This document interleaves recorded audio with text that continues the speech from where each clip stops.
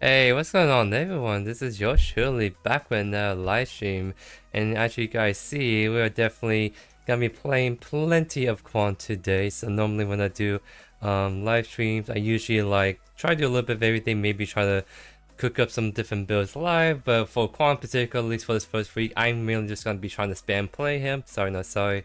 We have a lot of different builds I do want to try out on him. I know there's always the two different builds I kind of show off, and I kind of have like one or two more other builds I want to at least try on Kwang offering. But how is everyone doing lately? And what is up, Bugsy? My friend, what's up, Kilo, Total Dog, Shifting, Main, and Super Beat Gaming? Yeah, happy hump day to you, my friend. Definitely middle of the week. Nothing better to start off the week than having Kwang release yesterday. So very kind of stoked to get going on this. So maybe a 5 minute until we get into the next game. So we'll just see how long it takes. But I imagine there's a lot more people playing with the Kwang release. I know that Kwang in particular is like a really popular hero. It actually was really hard to get games going yesterday on some of the Kwang stuff. So we don't get them, we don't get them. I have other stuff I'm going to try to cook up today as well, just in case. Hey, what's up, Space Though? How you doing, my friend? Welcome to the live stream. So I think what I want to try and mainly do is try to figure out a more on-hit build on Kwang, like a more like prophecy based build. I know that some people already trying different variants, but I think the more refined playstyle of that hasn't been quite figured out yet. Because the big thing about prophecy in particular is that it doesn't grant you any like defensive stats is pure damage, which I mean, like Kwang likes damage kind of items, but he's still kind of a bruiser, so having no HPU defensive stats as your first item can make you really squishy on Kwang. So I almost feel like building Prophecy first is a trap. I feel like you want to try build a second or third, and I think I want to try and see if you can cook up a Prophecy variant. Just trying to like build a build that can cater for it and make up with defensive stats while also playing the playstyle. So I think something like Oathkeeper first makes sense in my head, like doing the Oathkeeper that kind of names the basic attack playstyle, but gives you that like health that you need early on. There's also like Magnify, which is the same thing, gives you that health, but it just enables that playstyle. So almost we could do like a Oathkeeper Magnify Prophecy. So we might roll with that. But I feel like we're still a little bit too squishy with those kind of items, but we'll see how it flows.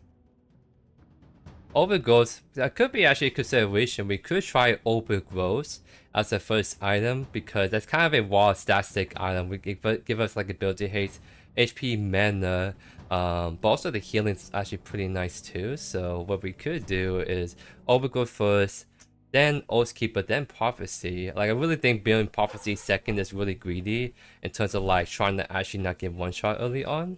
So we might try the Overgrowth actually angle, because I think that's what we need to do. We need to go for wall defensive stats, and Overgrowth provides plenty of that.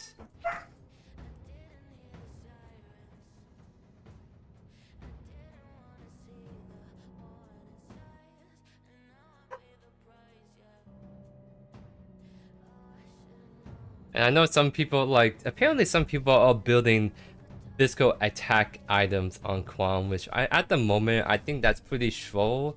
Because I know that I do steel, bone saw, skyscraper, but the big difference is steel is not as dependent on magical scaling, right? Like magical scaling on steel, just whatever, it's like really poor for the most part. But like for Kwang, it's actually, he's so dependent on magical scaling that if you don't build any magical and you only build physical, I think you're gimping like half your kit really easily. It's the only issue I see with that playstyle. But maybe we can try it out potentially later today. Because we could literally just slap on my build I know that works on steel, like the Fire Blossom, Bonesaw, and Sky Splitter, and see how that feels, and just do a comparison if we really want to actually do that more Sky Splitter kind of route. Let this be an honest. And we do actually get Kwang off lane, so let's go.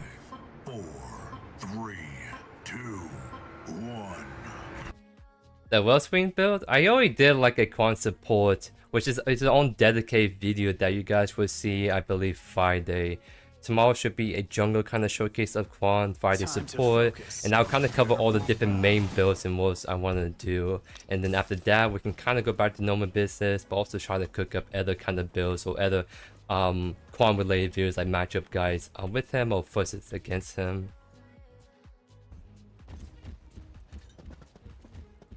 Alright.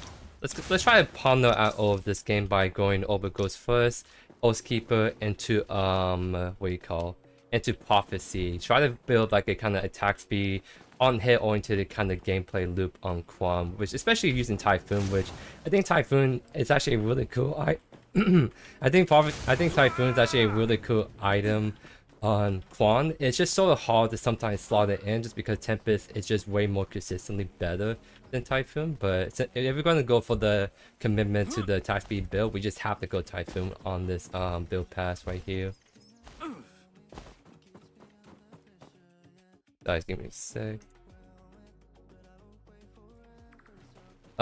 It's a little bit too early to say if Kwang is better as a laner or jungler because both roles have pros and cons to him. So I think we just need a couple more weeks to see what Kwang really settle in. But personally, I really like him offlane a whole lot.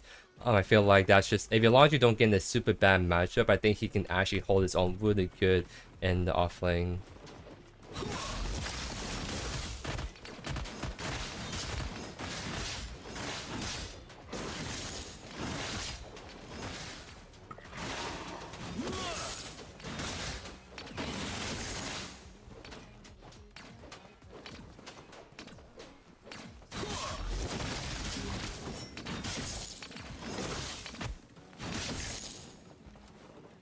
This is a Kwang jungle, so it may not actually necessarily start west side, but there's still the chance he can. But at least for Kwang, he's not like a super good jungler until hit level 3, so I don't worry about the spam gank early on, I would say.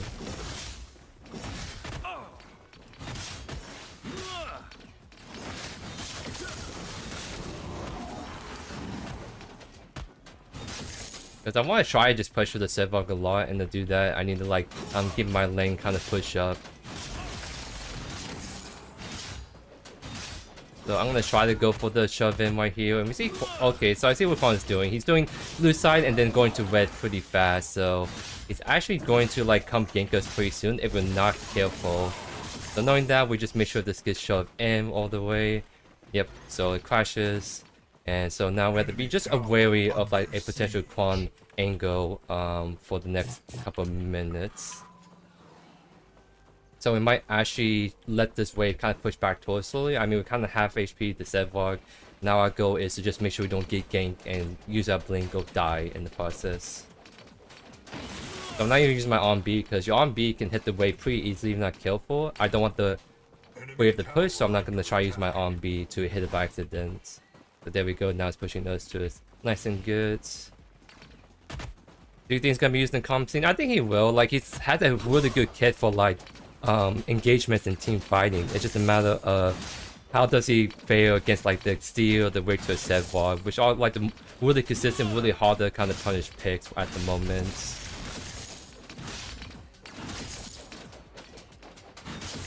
I think he actually did like an early back already. No need to match that because I have like plenty of health and mana to spare. Doesn't have enough for Brimstone looking at CS, so he's gonna go back for magical armor maybe. Let's see what he got. Okay, so he's playing Brimstone, but yeah, he didn't have enough to get the AoE burn, so we don't have to worry about him being a huge threat to us just yet.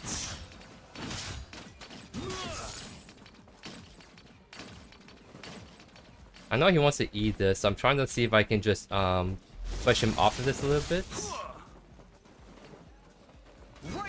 Make sure I don't miss my cannon though.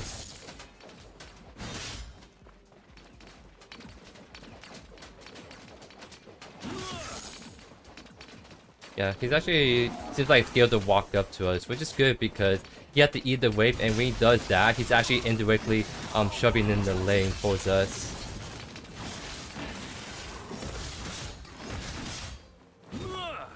Nice. I haven't been keeping track of the Kwang jungle, so just be a little bit aware of that. I'm trying to go in right here.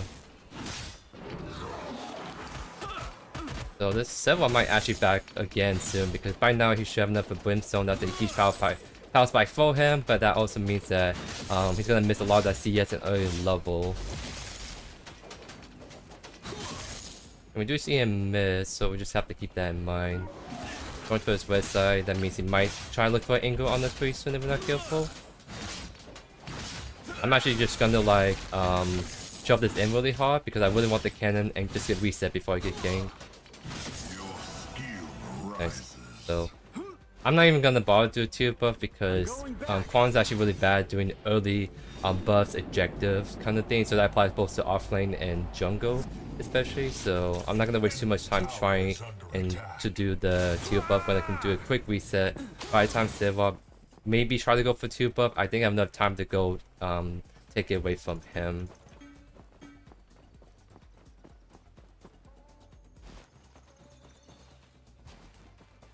I may have lost one game. I don't remember the top of my head at the moment, but regardless of how dumb they are, sometimes you just get like the unlucky games, right? So it just happens. And so he's actually looking to back off. Okay, that's good to know.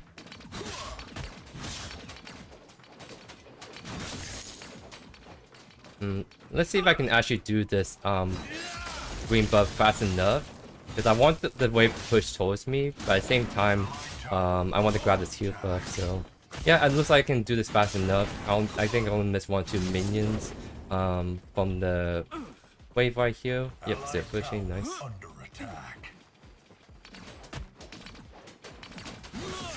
So we need about 600 more gold until we get the Palm orb. That's kind of like the main backing point right here. So far we're not under much stress, so we could actually get away with just looking to farm out right here. Because yeah, we're double CS at the Sevlog at this point. Yeah, just coming over, but yep, it's a failed game. Don't have to chase that. Because if Sevlog was like really that far back, then it's gonna be really hard to go lock him down. Just Sevlog doing Sevlog things with his kind of kits.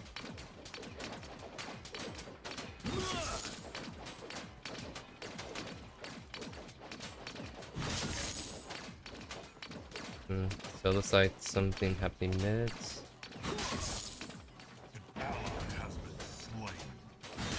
Unfortunate death.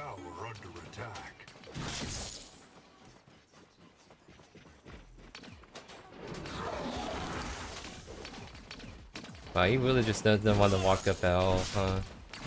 Alright, let's just shove this end in really quick. There's no E, no Q means that you won't be able to hold this wave that good. And I might as well just make sure it resets all the way back and... well, that's actually kind of a nice chunk right there. 2 damage kind of slaps. Okay.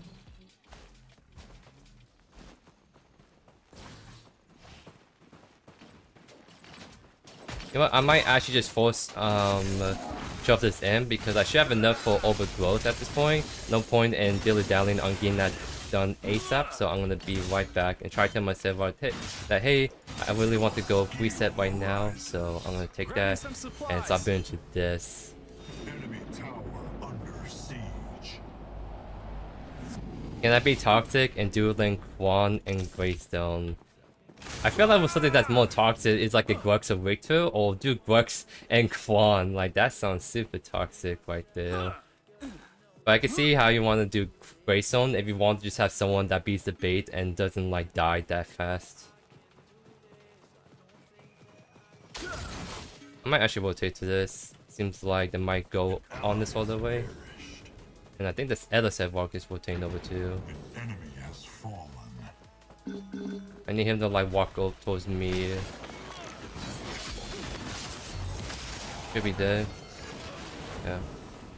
I mean, like, that was partially the jungler's fault because he's invading a lot and he's getting punished for it, is the issue. Allied tower under attack. So I at least got assist on that, so it's not like a total loss. Allied tower. Judgment.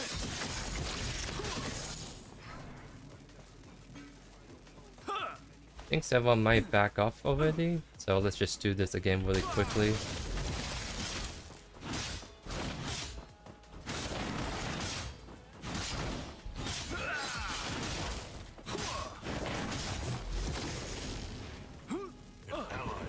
Oh, he was actually missed? That's weird.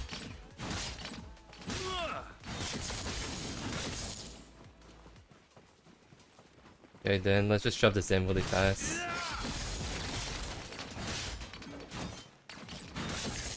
Because he's backing, I have a big wave shoving in, so we're actually gonna chunk this tower pretty hard. I think it's enough to actually probably get the tower right here. We have the cannon 8 minutes, that should be more than enough.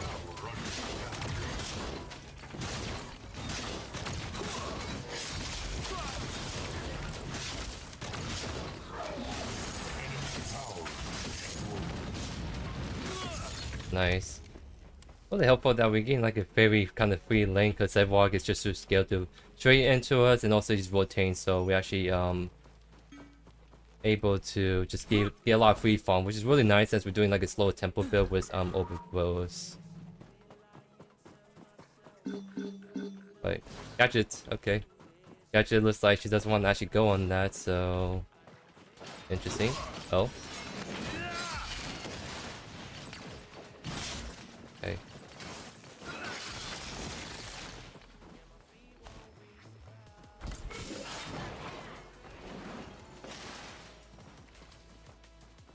No, I'm not gonna go back on anymore. That's just a little bit weird how the gadget did that last instance, so I don't want to waste too much time right there. What is... okay, he's playing Fire Blossom first. Good to know.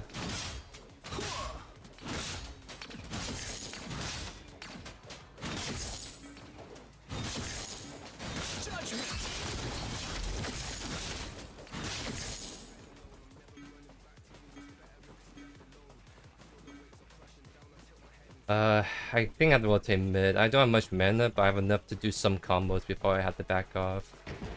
An enemy has fallen. Very nice job. I'm really not sure what this Zevok is.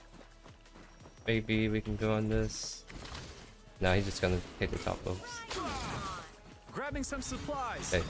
Let's just back. I have like 1800 gold, plus I'm gonna get Typhoon right here, so I'll leave it with my on-hit kind of playstyle better. Under siege. Grab that, then start going into this.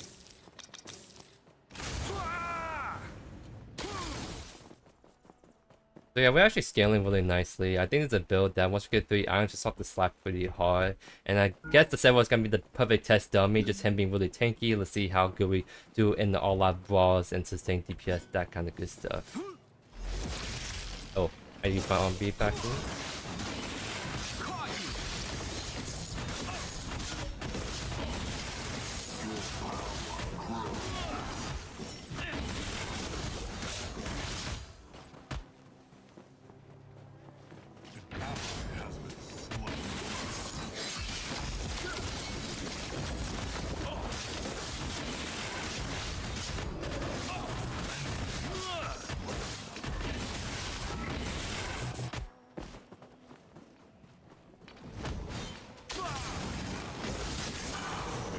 Nice. I was able to actually dodge the E right there with my Typhoon, so Typhoon Tech actually came in pretty clutch right there to be able to actually secure the kill against him. So that all of them didn't look that good on paper, but like that's because we go over gold. It's really not that great of a first item. It just allows us to play into the whole scaling play style. So that's what I mean. Once we get this fully stacked, get second, third item, that's when we should actually start to do way better. Actually, I think it's risky the first stat. I should just go 2 buff right away first. Under attack.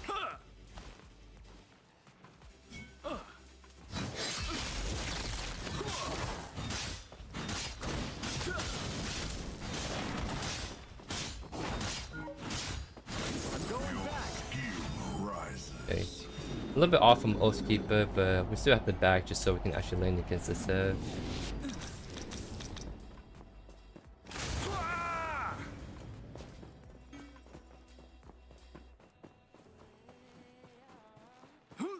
Allied tower under attack.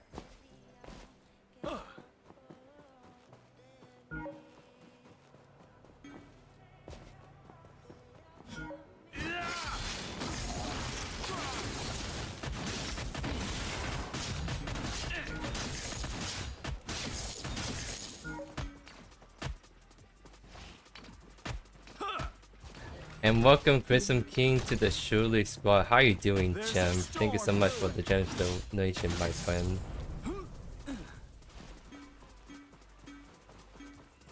Okay, Seva's actually still here.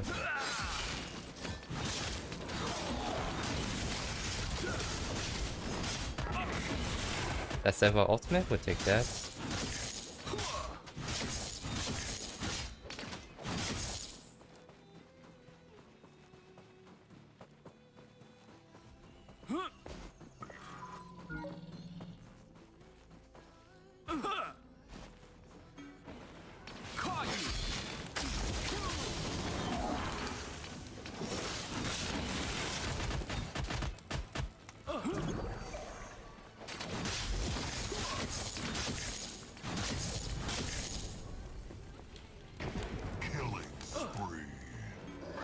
I'm not gonna rotate. It's just getting to the point that's annoying to keep pushing the Sevlog where I can maybe actually push from mid. We see the counts there. This could be an opportunity to grab the T1 mid if I can help this out, which I'm gonna try and do right here. By doing, let's do a dive right here. Yep, easy kill. Let's go. And that should just be a feint too, so let's actually just yoink this really fast. We could actually go for the Revenant. I mean, maybe he does a lazy back right here and I can blink Q him. Let's see what happens.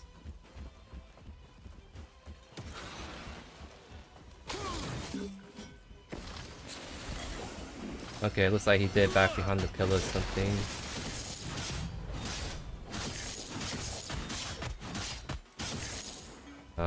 We should have definitely just done this way earlier though.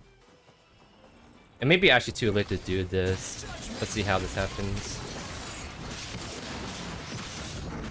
We just have the Modoc right here, it's an issue.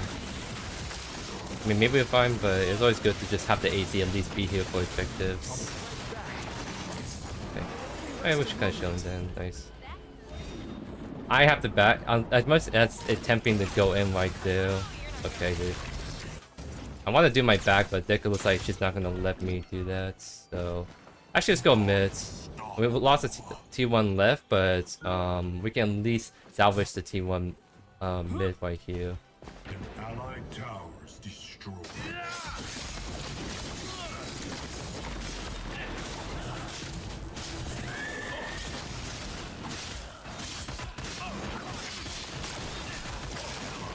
Kwang was right there. Okay, that's unfortunate. Almost got the kill on him. Okay. Let's start moving to prophecy now.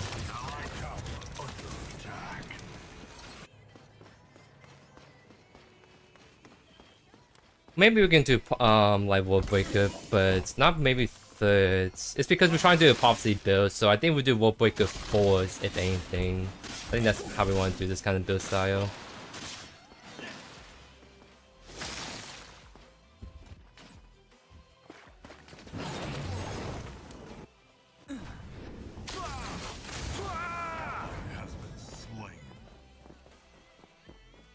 Okay, I'm just gonna split push left. I kind of let the Sevok reform too much because I was trying to force the Feint Tooth and all that other stuff. Let's go back to farming and making sure that we stay on top of our farm.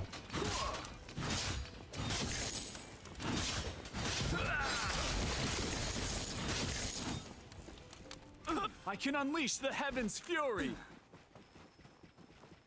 Yeah, Prophecy doesn't give us the like HP right. That's why it's kind of hard to figure out when's the best time to build Prophecy. But if we're gonna commit with this on hit playstyle with Typhoon and all that stuff, we need to like I think probably the earliest to build Prophecy is the maybe this consideration to build it first. But I think for the sake of just trying this build out, I want to try it sooner than later. Then we go to pure HP booster.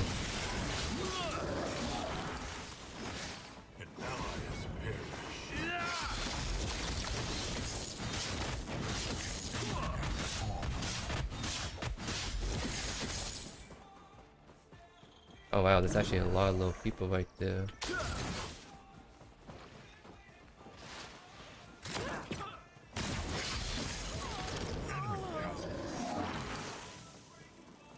I'll just go through this tower, it's fine.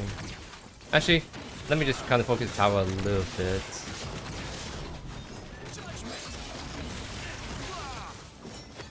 Still chilling. Enemy tower is destroyed. So about 200 more gold and get prophecy, so let's try the back for that first.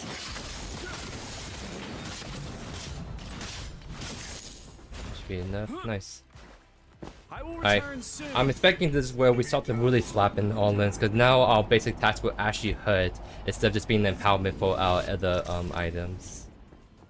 So yeah, let's go Warbreaker first, so that should enable the playstyle even more, just give us more magical power and all that good stuff. I kind of want to maybe actually do Magnify, because World Breaker gets a lot of value from the T2 item alone, so I could do Magnify Force, then World Breaker and sit on the T2 item. I think that's what I want to do, just commit full standard for this playstyle right here. We actually have a lot of attack speed because Prophecy does give us that static based on the build to haste, which we get from Oathkeeper and a little bit of a light defense.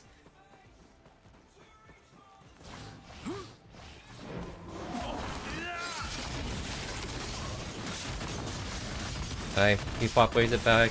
We can just shield then. Oh no, actually kind of slapping him.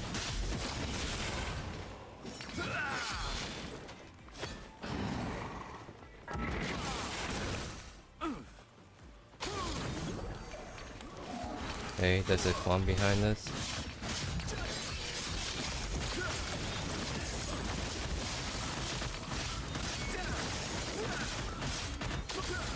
Oh, you won your way now. I see you, Kwang. I see you. I want to try bait him because Sevok is around, but maybe he won't go on this anymore. Oh, I'm the one being baited.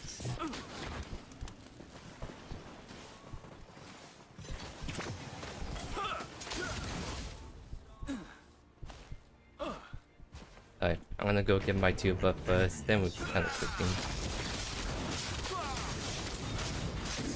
I'll be right back. Yeah, we actually kind of cooked right there. And thank you so much, Solis, for the generous donation. How are you doing today, my friend? So, let's go Magnify. Because I think we actually get a huge song from Magnify with how this is going. And what's up, Steven? How you doing, my friend? Welcome to the stream. I almost want to build Lifebinder, but at the same time, Wolf Breaker is really good too. So I'm trying to like really debate, because there's so many good items to go on this like attachment build we're doing, but we don't have enough slots for it. Under attack. Sevok is fighting right there.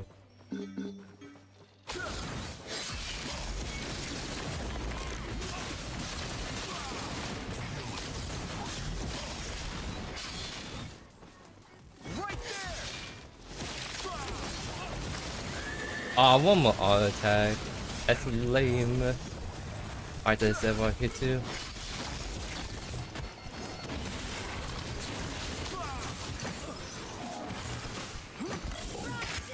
Got the Kwang still, and we live, so we kind of juke our way out of that, ladies and gents.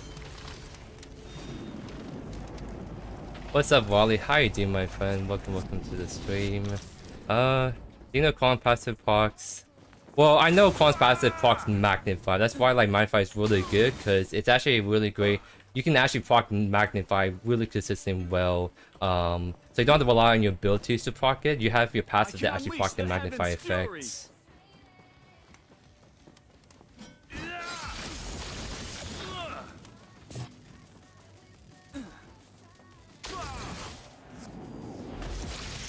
And just one more like second, I will stop his back right there.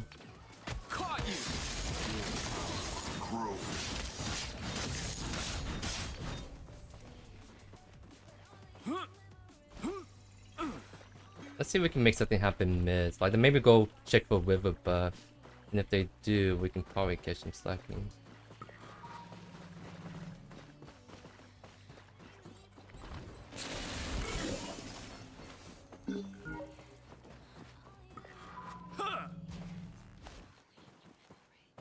I'm gonna attack mid.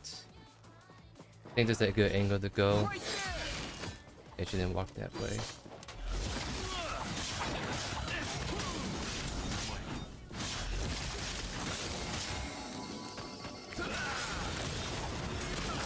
Oh dang, I think I did my Q too early or something. Because I didn't land.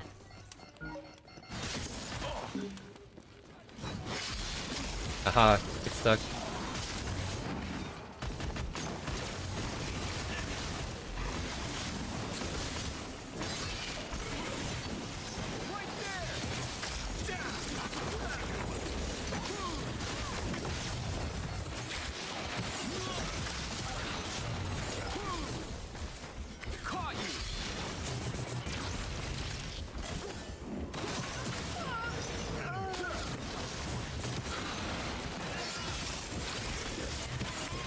Like the hooks do be coming in super hard.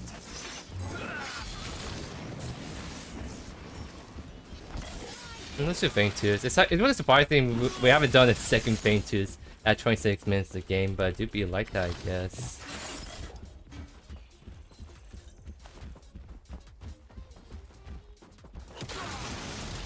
Mounting first on Waze? No, I think you always do Mind Razor on him and then Vanquisher, Omen, that kind of build routes.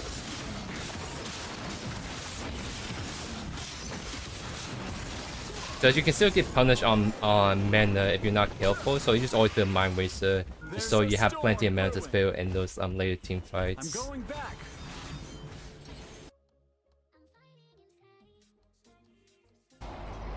Which build do I like on him so far? Well, it has to be the video I showcased today with the Kwang booster build with Fire Blossom. I just find that playstyle to be the most consistent, so you have plenty of damage, but you still have a lot of survivability, so you can actually kind of frontline in team fights, like the booster kind of playstyle that we all know, love it for Kwang back in OG Paragon.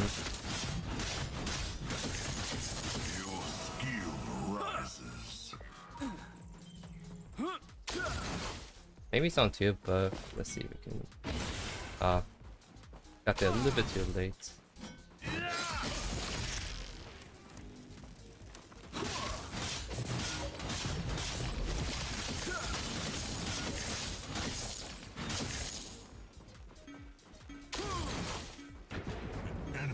Yes, I was coming in. We find a lot, and I kind of want to actually split push and farm, but with how this game's going, I have to just rotate for these fights.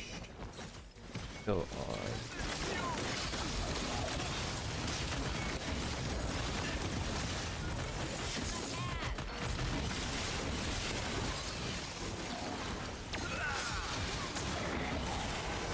Very nice kill, actually. Okay. Going this way, actually.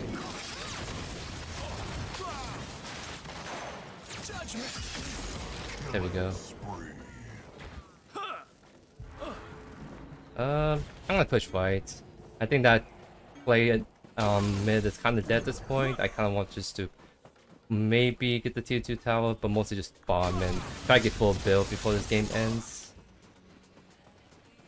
I think that should rotate already, so let me just join this build up. What's up, Ovi? How you doing, my friend? The games are going good. At least this first one so far. How about yours? How was yesterday for you?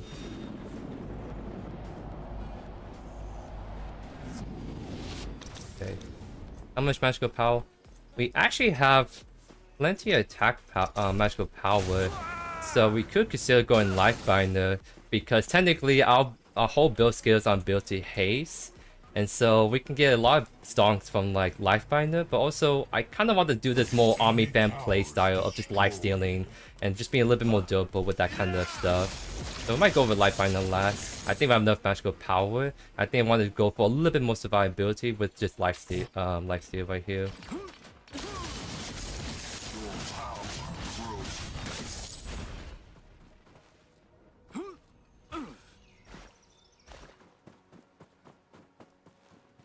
Actually, Silva still. I'm gonna attack left. Looks like Silva might just be rotating to mid or right. If they do that, it allows me to just split push. Not the count is here though, because you just instantly wave this issue. Let's actually go to mid and attack that.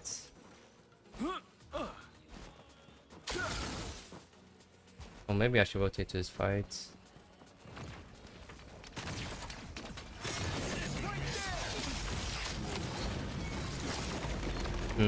She can actually Q while tether, that's interesting. I didn't know that about the interaction. Oh, it's 2 Prime. Like, jungle's dead, AC is dead. We should be able to just whip this Prime, take the 5v3.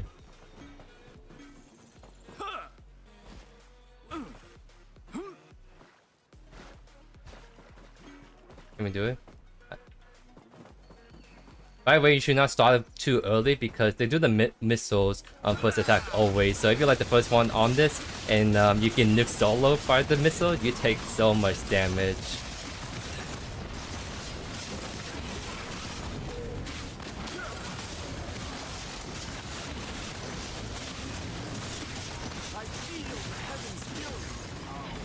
Nice.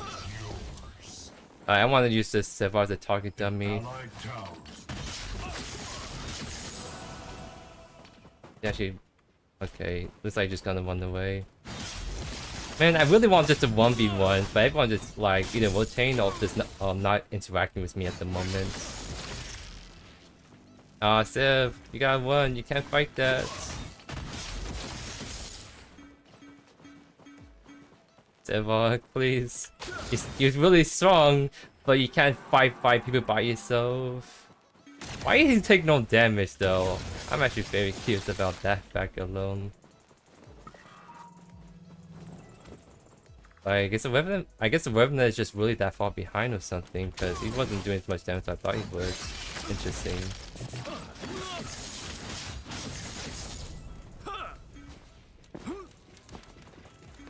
Yeah, exactly. That's the whole point of the attack speed booster. I want to try to cook this build that can really work for this playstyle. And we actually shred this tower.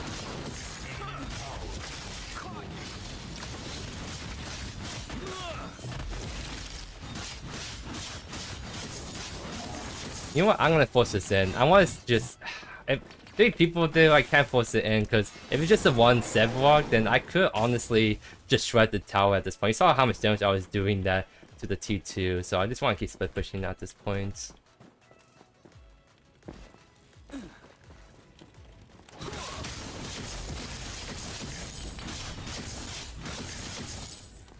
Almost 300 attack speed, by the way.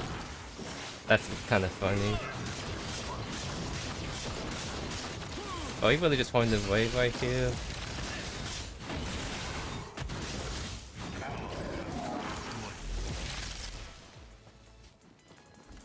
An enemy inhibitor is under siege.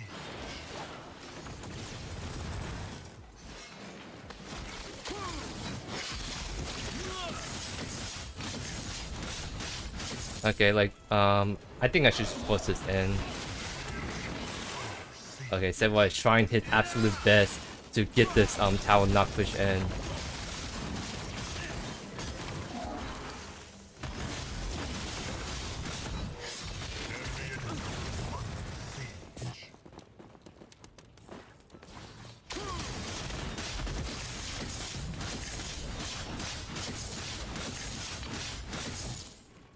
Alright, finally we have an opportunity to actually kill the turret. It took a long time because Sebwa was being really annoying, but as soon as 1 full wave comes in, we actually just collapse on that so hard. That's kind of nuts. And now we do the same for mids if they don't stop us.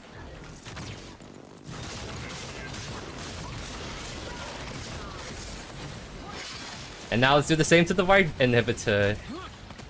I can unleash the heavens' fury.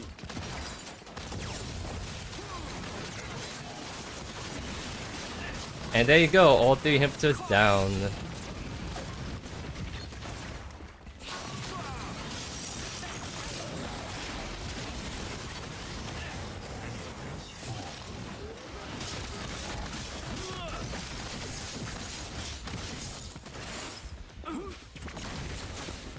We got fire mode, but if we get one or two more picks, it could be the GG's.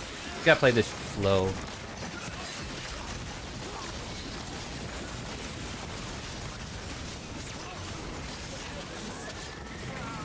I knew that Sebwa was gonna try and knock me the turn. They all do that, I swear. That's why I was worried the Typhoon back, just in case, right?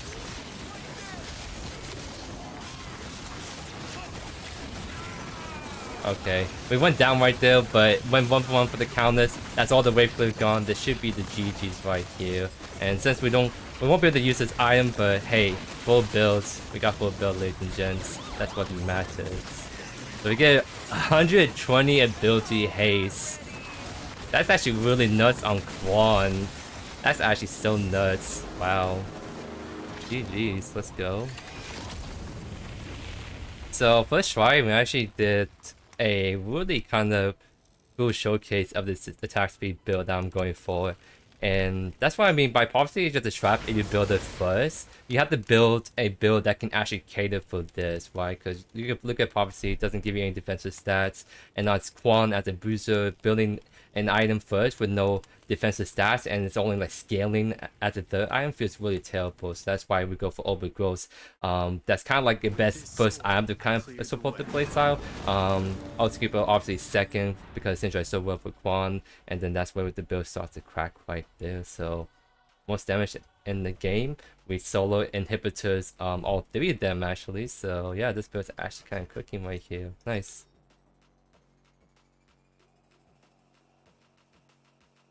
Yeah, I mean, Orbit Growth is not always going to be a must-pick item on Kwang, I would say. I think Orbit Growth is more of a situational item or an item you use if you're trying to go a specific build route.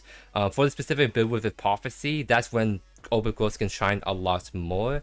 If you're doing like a more tank build, then Orbit Growth is really not as good. Maybe do Orbit Growth Fire Blossom, but you're going to still be pretty squishy early on is the big issue, right?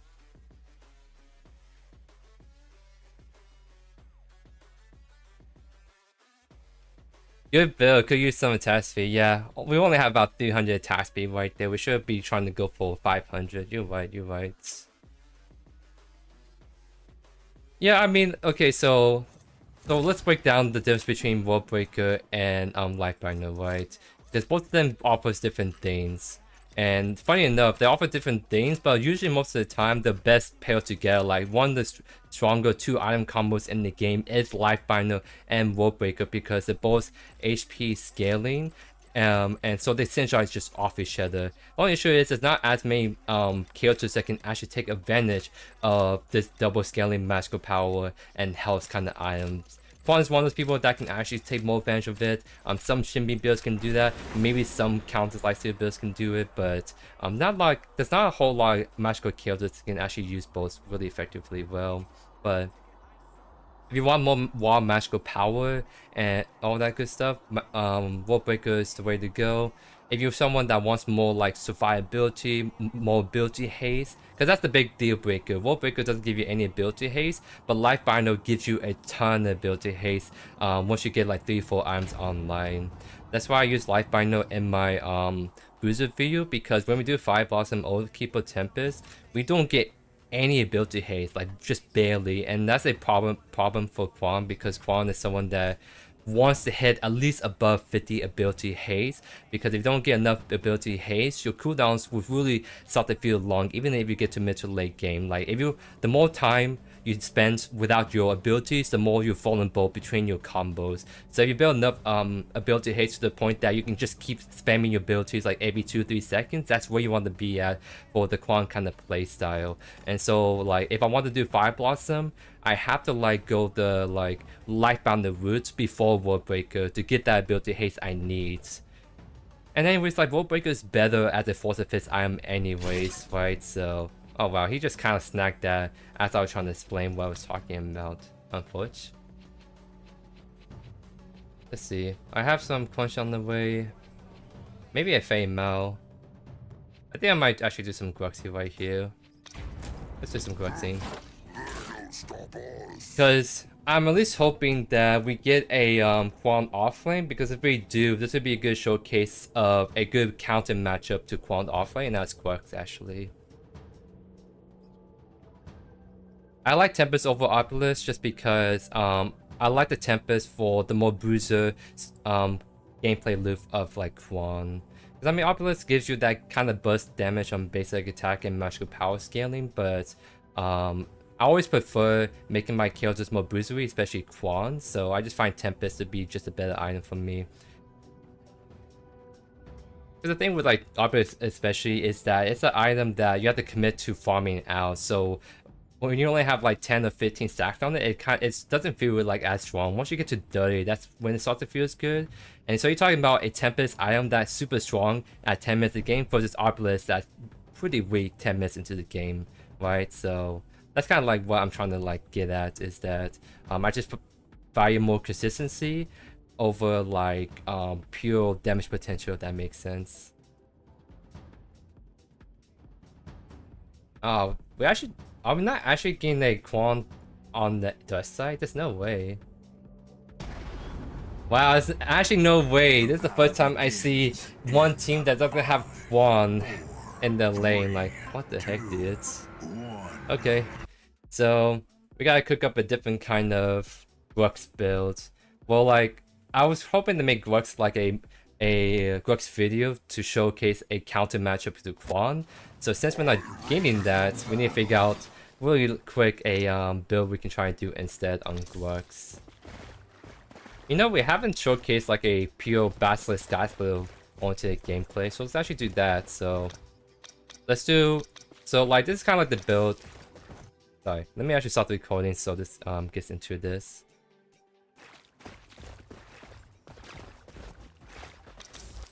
Okay, yeah, so essentially what's kind of like been one of the more popular builds on Grux that I don't think it actually got the showcase in a while is the whole Basilisk Sky Splitter, which I know a lot of people like to run Sky Splitter first on Grux, but I find that super greedy because like on offlane especially, unless I'm an assassin, I don't like to build my characters with no defensive stats as the first item. So Sky Splitter to me on Grux makes him super easy to punish, even though Sky Splitter does make your all-ins really strong.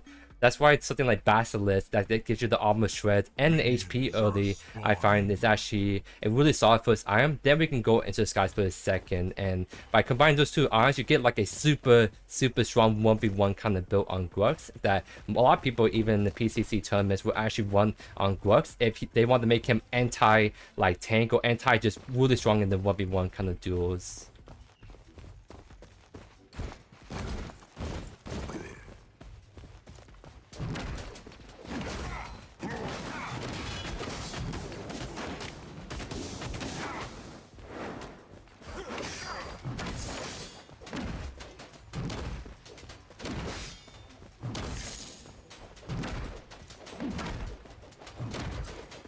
It could go Bonesaw still, yeah. Like Bonesaw Sky Splitter is one of my most favorite combos to run, but we can definitely build that third after we get our other items online.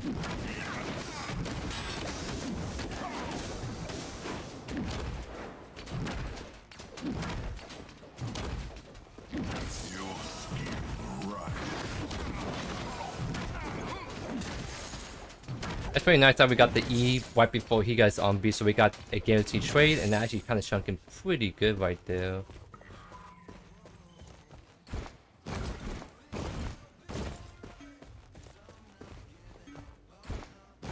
Hey, what's up, Sniz? How you doing, my friend? Welcome to the live stream.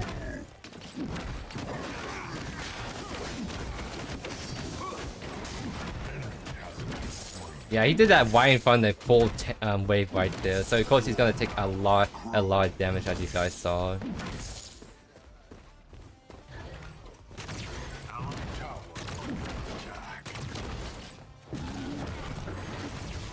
Hey, got his blink out. Rampage jungle. It may be a little bit risky for me to stay any longer, so let's shove in one more wave and then we get the reset.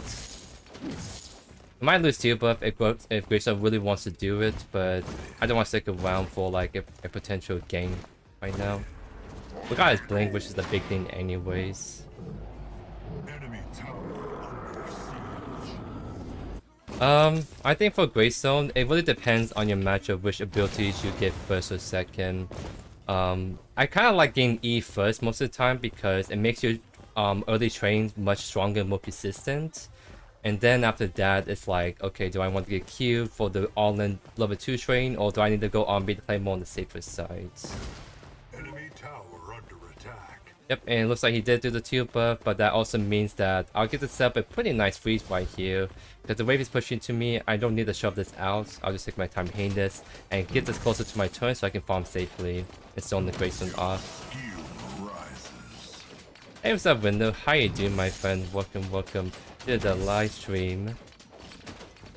You got some something cooking on the podcast tonight? Wink wink.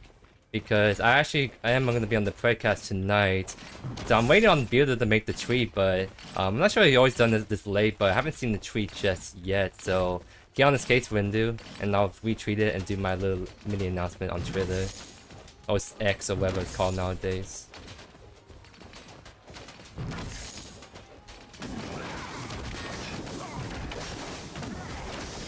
Wow. Okay. That's an annoying walk.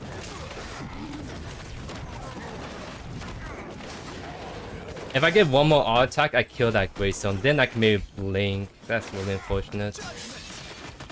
I mean, Greystone no blink, just on B, but yeah, that's a dead play unfortunately because he missed his Q. Can't believe I took that much damage by just a Rampage Q and then Greystone W came me right there. That's actually kind of insane.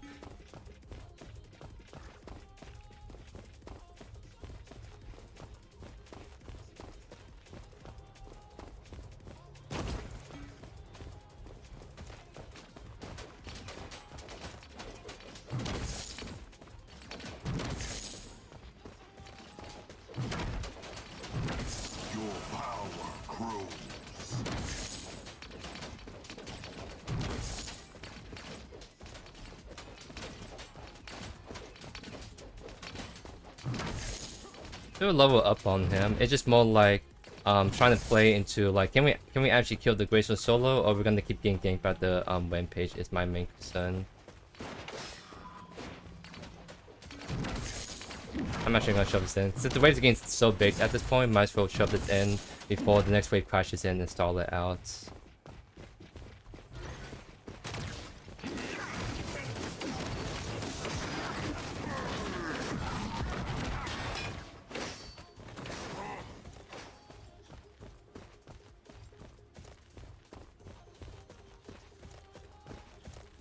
Thoughts on Mega Cosm nerf? I think it's a good change because Mega Cosm is just that universally good, right?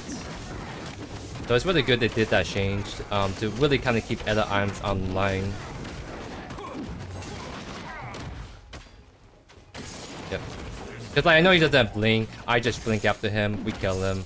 Easy dub. Because I mean, if he's gonna walk into me like that, I'm just gonna go straight on him. My minions are doing the work, and that's what happened earlier when he had the blink. Like level 2, it's like he disrespected the wave and took a lot of damage for that.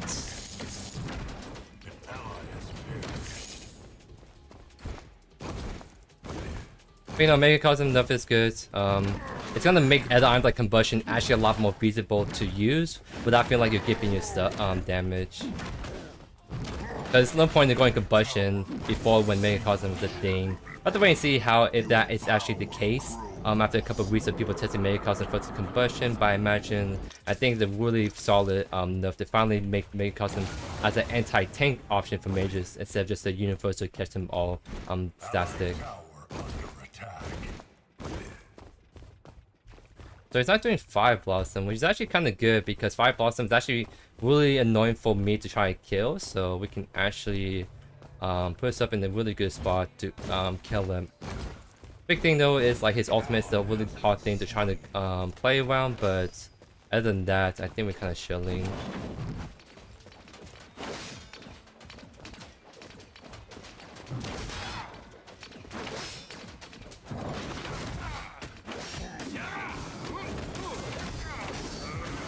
Okay.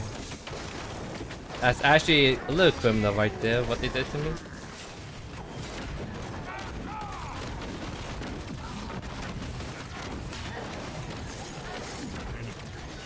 But I just worked my way to victory, I guess.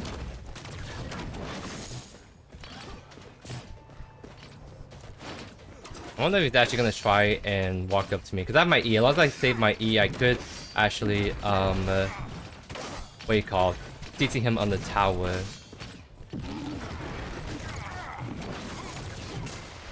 I forgot to chunk off, so now he has to back off.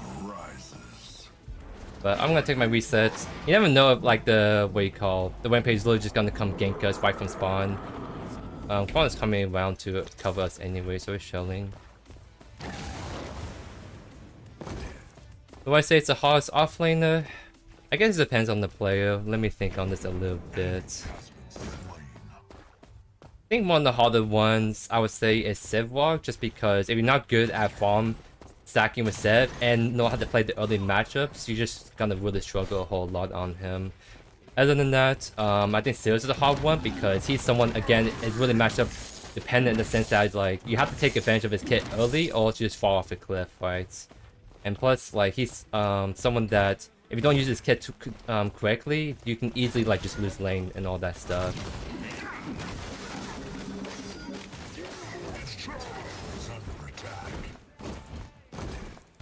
I mean, we're talking about like actual like offlanes. Like, could just sell it as a off meta pick. I know some people like to play her, but in my book, she's sort of like an off meta offlaner at the end of the day.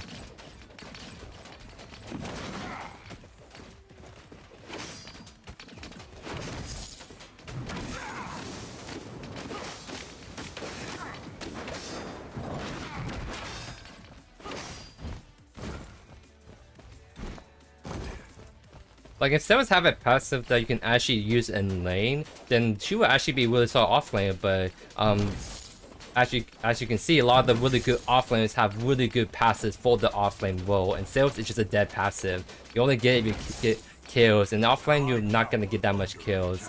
And that means that in all the all-trading patterns, like the Growth passive, the Greystone passive, you don't have any passive to work against all of that. So essentially you're playing a character with one less ability than your opponent 24/7, which is a really feels bad moment when trying to play like Sales off lane.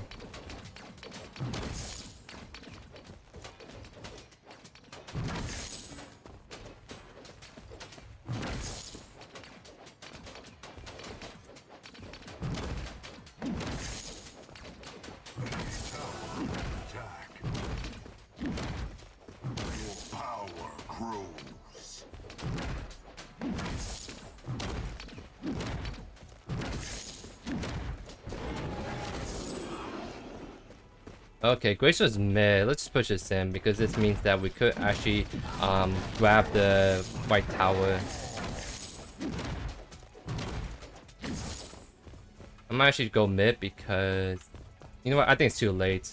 Like I'm too slow to rotate to that, so I think my wave should be enough to kill the T1 white. Let me just get T2 buff, and then we can look to go get our quest and the T2 component for our Sky Splitter. That should be enough, right? It's like 1 HP literally. Yep, there we go. Nice.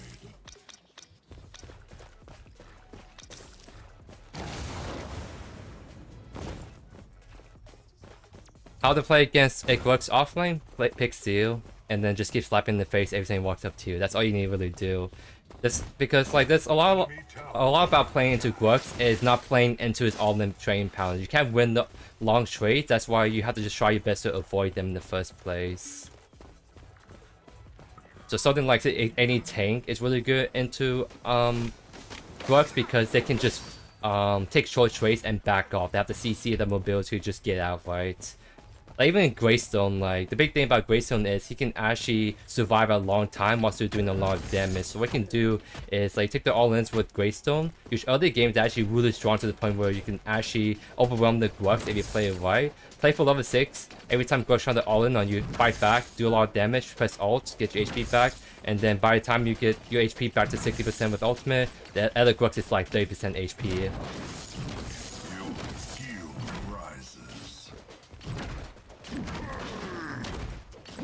Because I think the problem that people fall into is that they play too passive into the Grux when there's a lot of opportunities they could just honestly just punish them straight up, right? Because if you let the Grux have its way, of course it's going to run over you. So you need to just not be afraid to fight back, use your abilities, do some damage, etc, right? I'm going to keep pushing right. Because I think I can shred this tower a little bit with how big my wave is especially.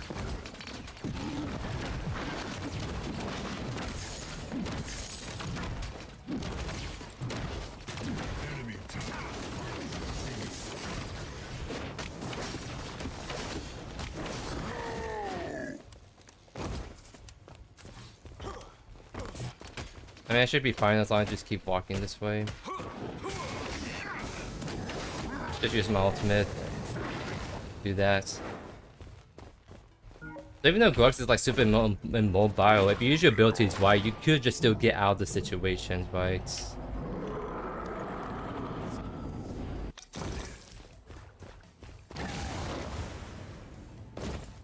$116, 95.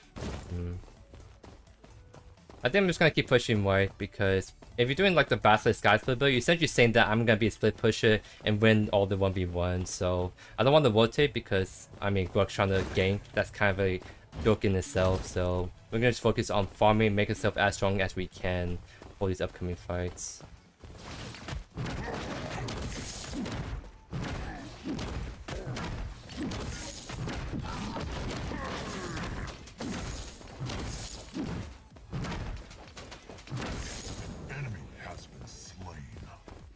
I'm gonna actually go our way mid because we see the mid laner dead. Greystone had to go cover right.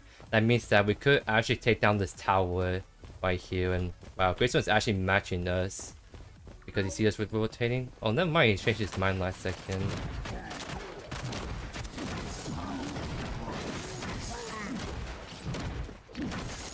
Hey, that's a rampage covering, so we're back off then. If you got the bag, why took the liver buff? Oh my god. That'd be kind of nice if I had some mana reach in, my friend. If you're gonna reset anyways, XD.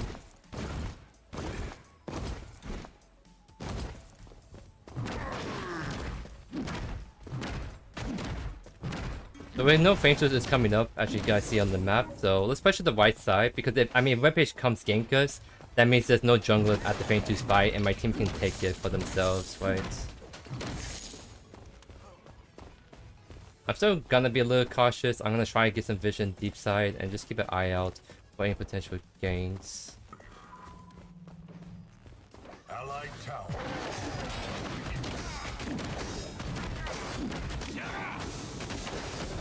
Allied tower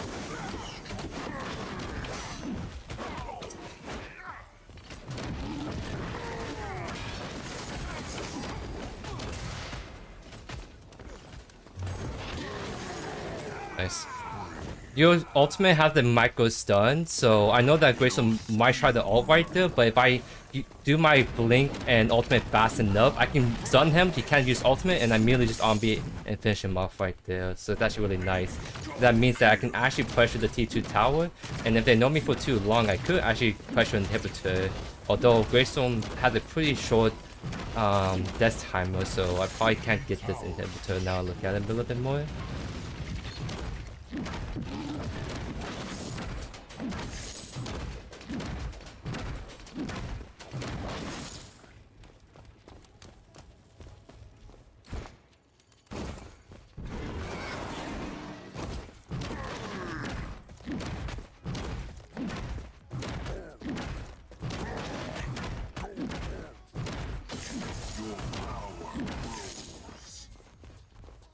Really mid, wow. Alright. We have enough for Sky's build, let's build into that. Against the Rampage and Greystone.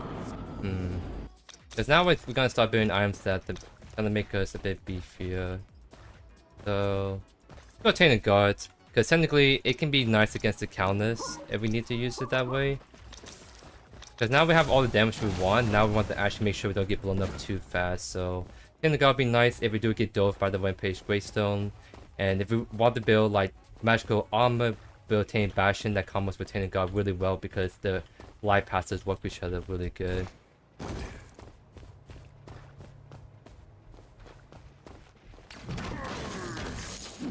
And so this is a part where we actually get to work super hard with the Sky Split attack coming into play.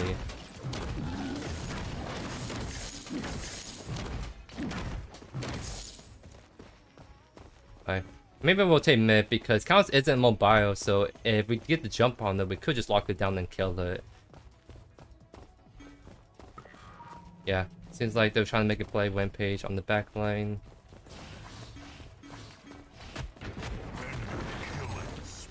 Okay, Counts no blink.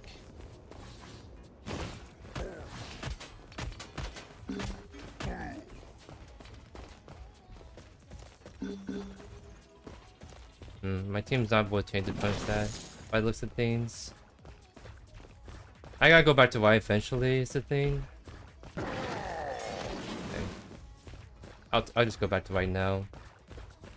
I'll wait too long, Greystone gets the tower. I actually built Fire Blossom. I think I did that in my recent video, no? On Gorks. I did like a Fire Blossom tank build on him. And it does slap really good, so I mean that could be a consideration, but I feel like we just want to go for more pure survivability than a little bit more damage on top. Okay, everyone's just mid, so let's just push right then.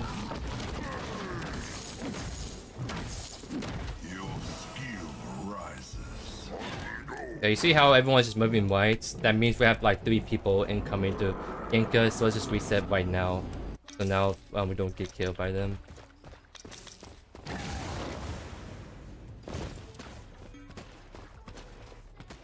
You need the wall all prime. You never know if they're trying to pull an early one, because some people will actually agree for that.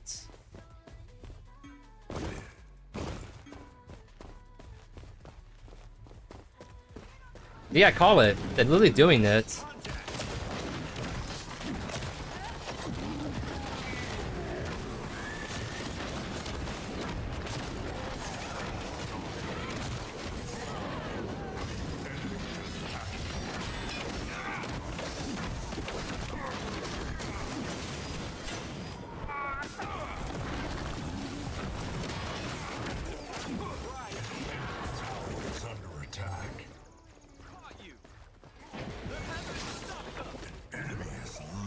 I don't know if we have any more follow-up.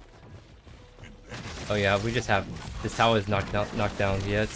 Oh yeah, I call it. Like they were on it. Unfortunately, no one came to actually shake that with me. If one more person show up, we could actually kill all 5 of them. But the fact that I was the only one to shake made that fight really awkward for me. But I still got like the 2 kills. We still got like 3 of them not to have the buff anymore at the very least.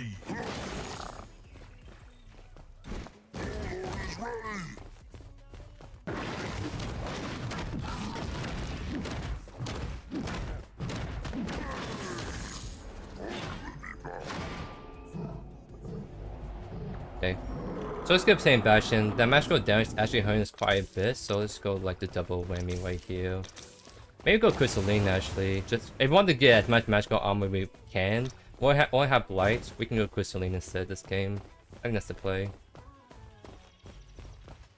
But yeah, I do think we have to be at the third thing too at this point.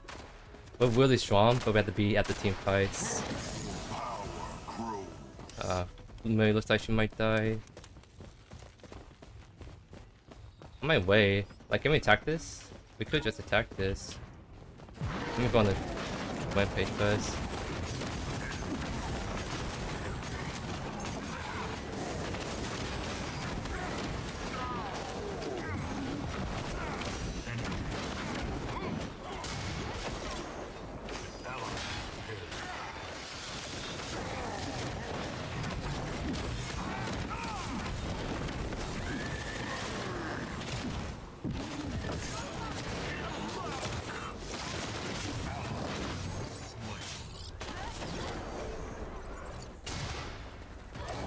I sure need to use my blink because yeah, Kwang tether the thing.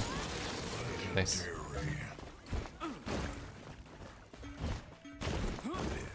Yeah, you know that's the right call. The more that can attack mid, me and Kwang can do this really quickly. But I do it really fast because it might sprint at us.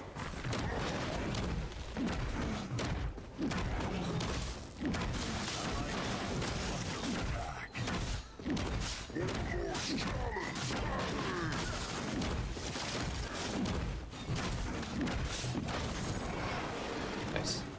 I take the reset now.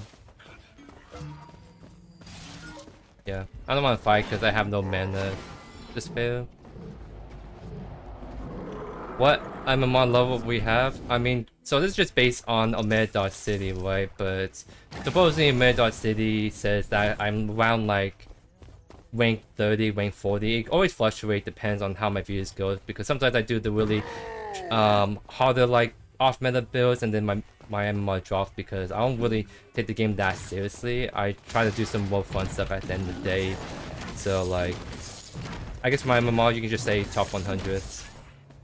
I think I'm always top 100 at the very least.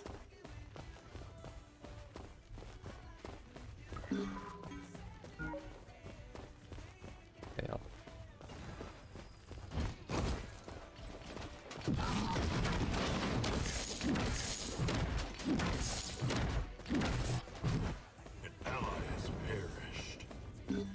I thought he would totally back off, but he just kept fighting right there. Interesting. I mean, this Belica is probably by itself. I'm good with taking this fight. I'm actually really good at taking this fight.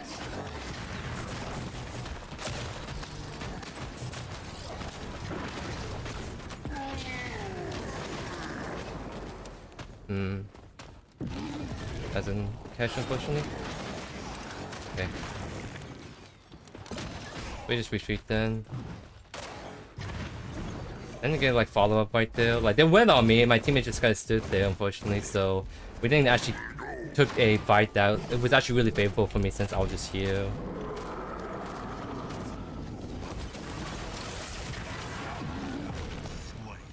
Okay. Yeah, we're just getting picked off one by one. Because we actually, as long as we take fight as 5, we win. It's just the issue is we keep taking solo fights.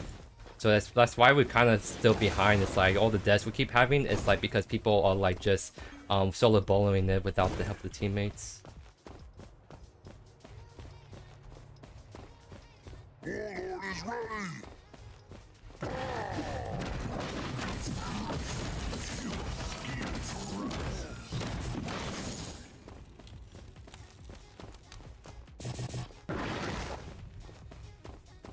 So, you know what? I'm just gonna split push. I'm like, they had to send like multiple people to shut me off. Like, I probably can't kill the Greystone easily, but I'm gonna keep running at the inhibitor at this point.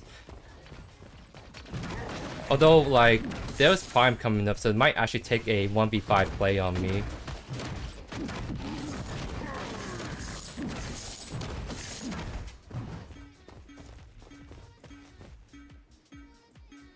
Because, like, knowing this enemy team, they're gonna try to just yoink it again. especially since I saw the dual lane on left. Because I'm trying to tell my team to rotate to me, because I'm expecting that a lot of people are going to stop my split pushing right here.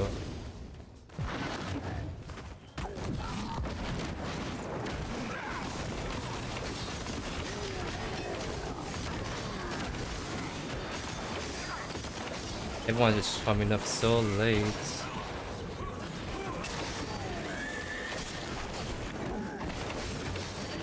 Okay. I did tell everyone to group up, but no one... Only the Mary came over. Like, dual lane took forever to come over. I mean, maybe that's my bad, but like, I'm trying to force my team to group up, but they're still not following me around. That's the issue. I don't know. It's really hard to get our team to group up right now.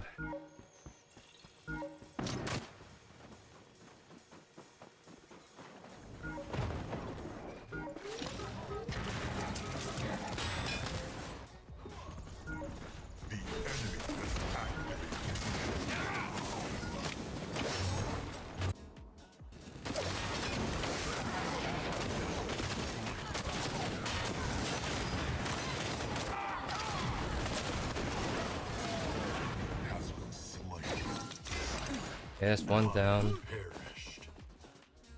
I might try whip it prime mode, but I think we can actually contest them on it pretty dang good.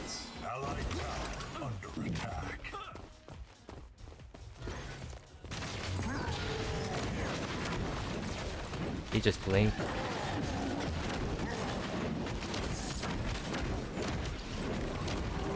My team is not here again.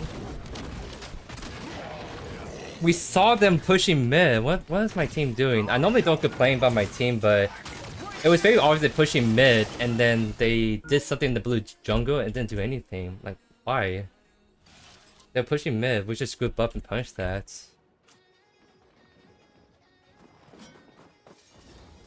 Judgment. Hey, what's up, Astonis? How you doing, my friend? Welcome to the stream.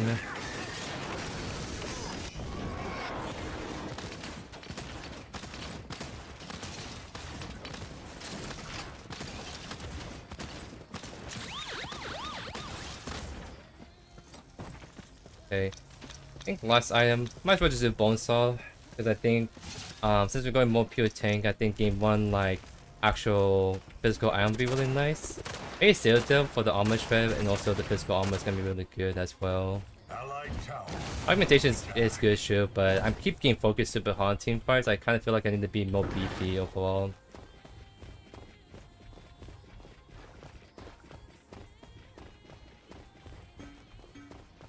Kwang is gonna get dove on if he just doesn't back off.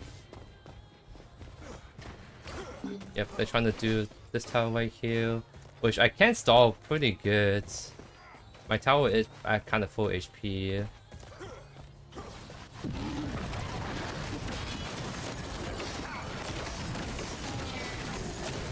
Wow, Primal does that much damage? Okay, I should not even defend right there. My bad. An allied tower is destroyed. Maybe I'm just trolling right now, but like, this is just a really hard game anyways. Like, my team is just not doing really good. So there's only so much I can do as Gluck's off lane. An allied tower is destroyed.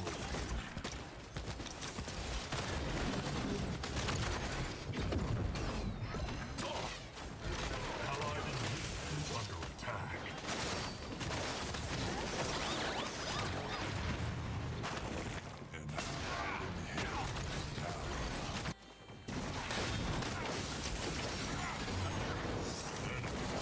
That looks like a GG's right there now. Maybe one last fight. Maybe one last fight, and then we call it. An allied inhibitor is down.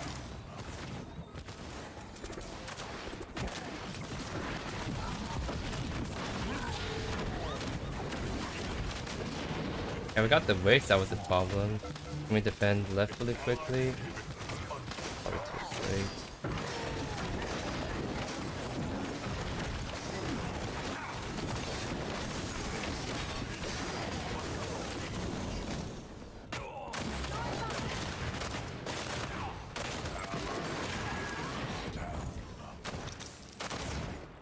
Right now, I'm just trying to do as much damage as I can while trying to solve for my team. Like, if I can at least go for one, that's totally fine.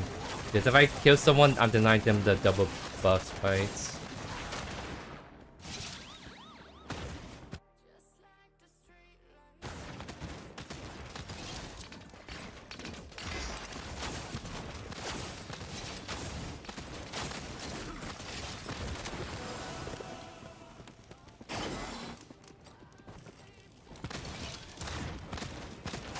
At this point, all of them are considered quests, besides maybe the developer support, so...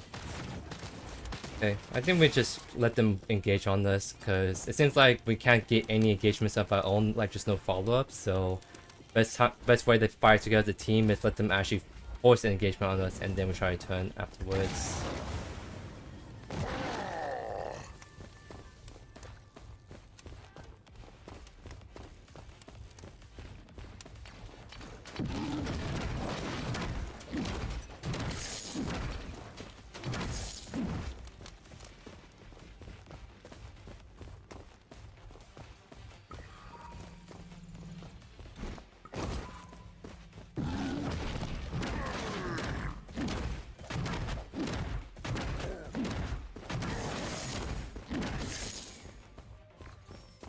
An ally has perished.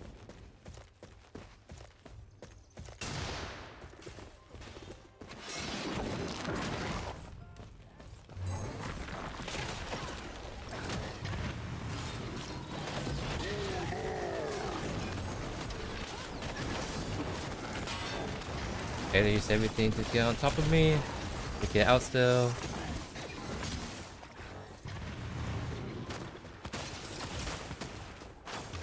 That's what I mean, like, we're getting engaged on so hard. Like, they use everything on me, but we didn't do anything to punish that. That's kind of like the main weakness of the team comp. It's like, it seems like we just can't do anything at all.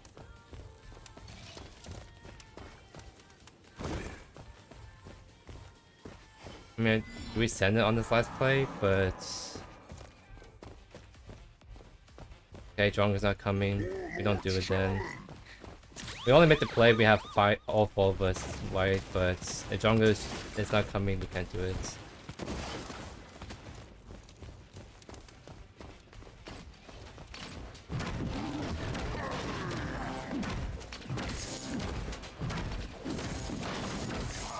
Grows.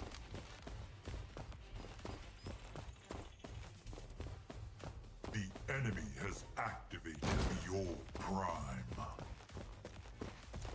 I mean, the only play we have left is to try to just go on Primal, right? Because if they get Primal, then they get the damage buff as GG's, right? So any chance we can maybe make one last stand?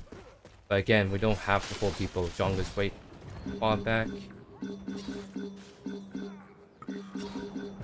Okay, I'm gonna just go on her then.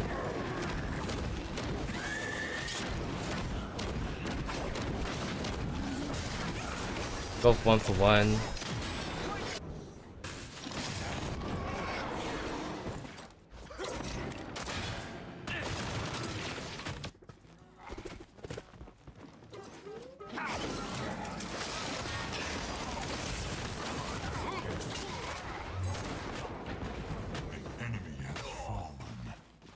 Yeah, that's kind of what I mean. It's like, if we're doing a double AC comp and we have like a Mirio, then there's no need to play passive. Like, literally, like, you can overwhelm the enemy team with 2 ADCs and the Mirio just W king. Like, right here, see how much damage they're doing?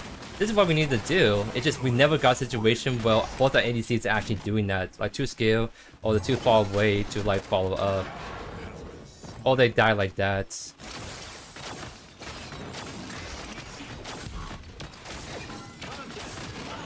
That's really close. I respect that play.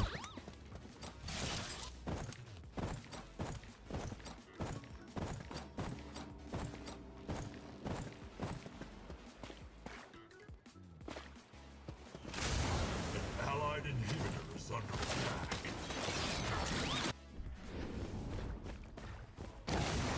Enemy killing.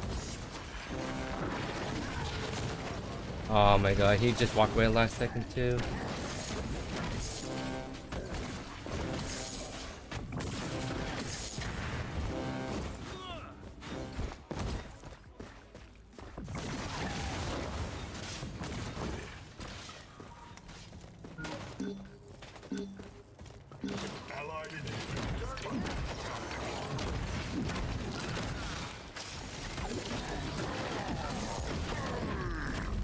I gotta rewind this and now I'm gonna go back to base.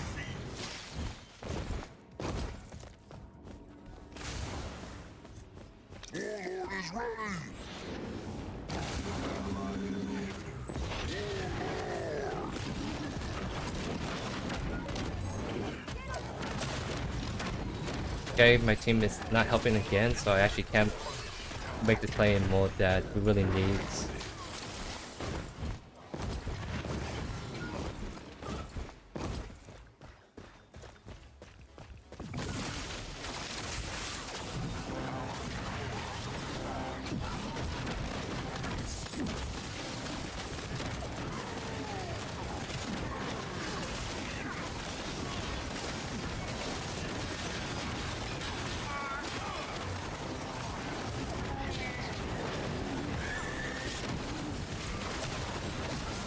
Okay, I guess I didn't get to play the game right there. That was like about 5 seconds of CC. I didn't even get to get my Q or E off at all.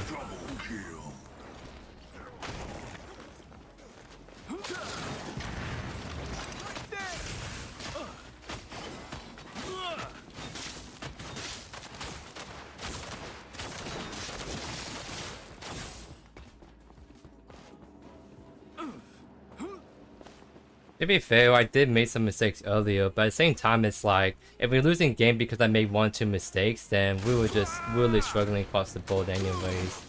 Right, so that's kind of like the main issue we are having. It's like see like the 9 or 10, all this stuff. Like we make a lot of mistakes as a team earlier, and probably it's just like everyone just kept getting solo kill and no one like group up was the big issue. I was trying to force plays that's really good for us, but then I like don't get any follow up even though I pinned it like 30 seconds in advance fights. MOBA is all a team game after all, so if you don't have people coordinating, then whoever coordinates the better are just the ones that win, right?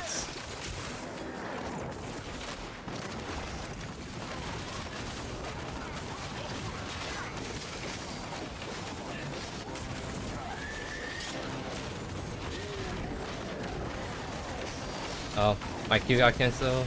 The push.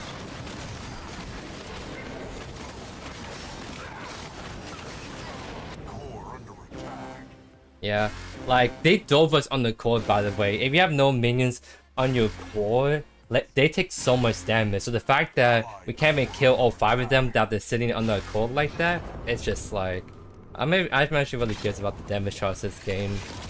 Because I feel like if we have double ADCs, we should be doing so much sustained DPS, but I wasn't seeing that at all in this game.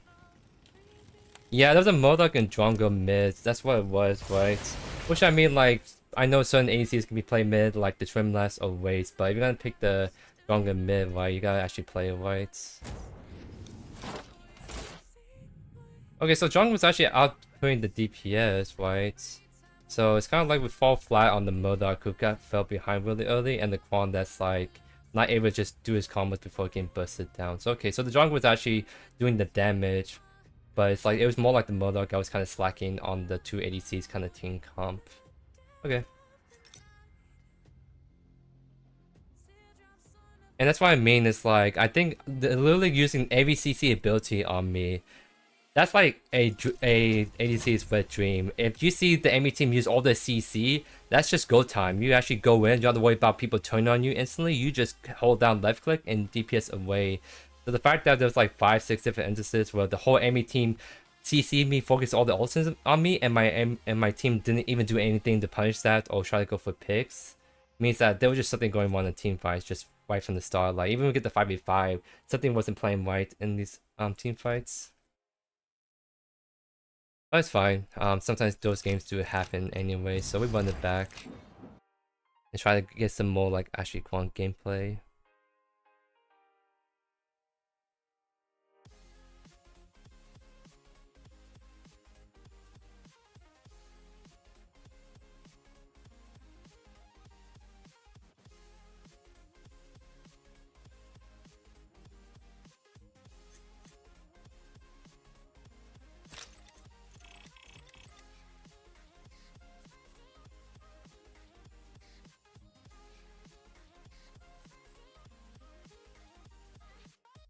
One video I do need to do soon is like a race ADC, because especially with the changes that he has gotten, I think like I should do another race video, because I think the play style and how he feels in general is much different with on these changes especially. So I don't know if I'm gonna do that live stream. I might do that as a solo commentator video, because honestly I kind of want to just keep playing Kwang and keep trying different builds that we can try and run on him.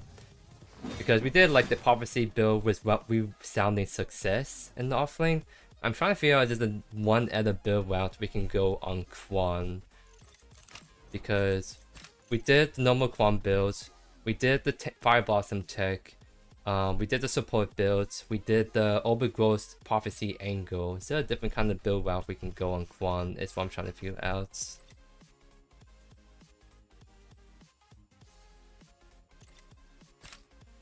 I saw some people wanting Time Warp first, which is actually like not bad, because at least if you want to give yourself a ton of magical power and mana regen, but also a high ability haste and something that makes you expand your abilities, it can actually be pretty good. But again, you want to the issue of if you go a item with no defensive stats early on, you just kind of get shredded out pretty fast. So you know what, this one build what I have in mind. There's an old steel build I used to run back in the day, and that is like you do Titan's Quest, Time Warp, Oathkeeper, and what those three items offer you is a good amount of just raw HP stats, so you're actually a little bit bulky with your first two arms, but also just a ton of magical power. Like you get 160 magical power with these two items, plus 50 ability haste. So essentially you play for the playstyle of like, hey, I get to spam my abilities super fast, they hit really hard, and I can just like run at you. So that could be a different kind of way to build Kwang out we can try out. Other than that, I think the only other kind of Kwang video we can do is maybe a Bone Saw Sky build kind of variant, which some people for reasons building attack speed physical on Kwang, which I think is a strat, but people are doing it anyways. And try to see if we can get to other matchups like a Kwang versus Grux, Kwang versus Ceres, Kwang versus Crunch, etc, etc, because I think those are the matchups that people are struggling at the moment for Kwang and offlane. So I want to try to see if we can do a video of, hey, this is how we can lane against these heroes and still come out on top.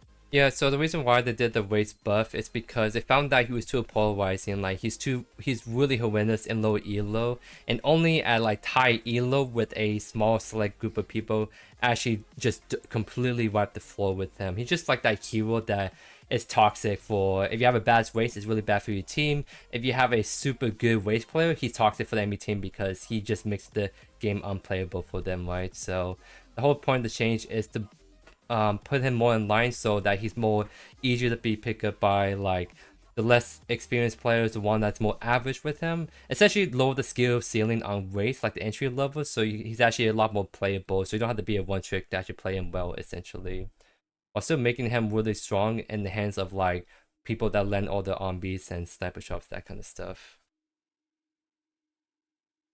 So I kind of want, that's why I want to try Waste, because the changes are pretty massive in terms of like, it has a lot of implications on how he's going to feel in the meta.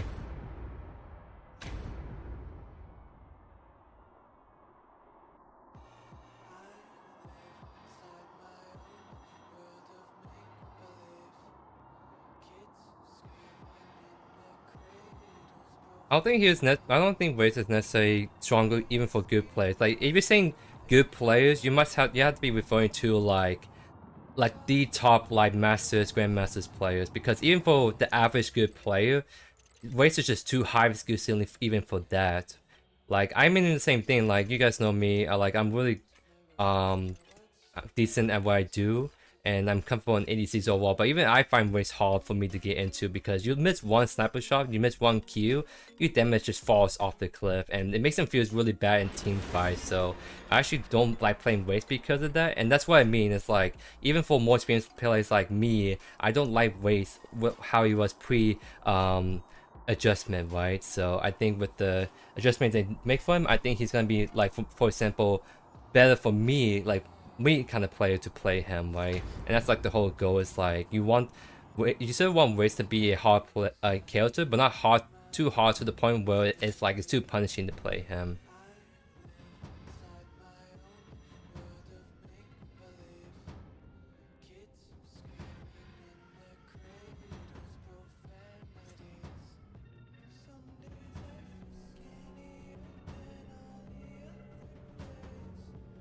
The Ghost Holder from OG Para? Yeah, of course. That's like one of the prime cards to go on offlaner. So you stay in like you get to like pretty much get the scale really nicely. But something like that, I mean the closest comparison to totem cards is obviously the Orbit Rose, right? But that one has a condition of it's based on your heal levels, that means you have to actually consistently farm, whereas the Ghost Totem, based on describing how I remember, it's just based on how long you have the card. You don't have to interact. You literally just hold on to it and you're kind of chilling, right? With this sword. So I mean, if they want to give something that gives you power, health, like I mean that's just too similar to an item to Orbit Growth is the thing. So I don't think we get something like that. Maybe something that's a little bit more catered for physical kind of stuff. So maybe a physical scaling component, but we already have so many physical scaling items like Mind Razor, Overload, etc, etc. So you have to probably make that item a lot more unique if you want to have something like that for physical based heroes.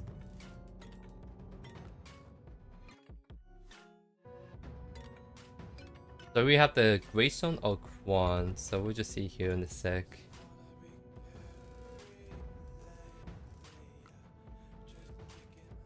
Yeah, Ghost Totem does kind of go bird because of insanely how much stats you get from it alone. Hey, what's up, Isaac? How you doing, my friend? Welcome to the stream, right on time, right before this game. Mirror matchup, unfortunately. Because, like, obviously it'd be really nice if we get non-mirror matchups, but we'll take these and see how it goes. Time to focus. Prepare for battle.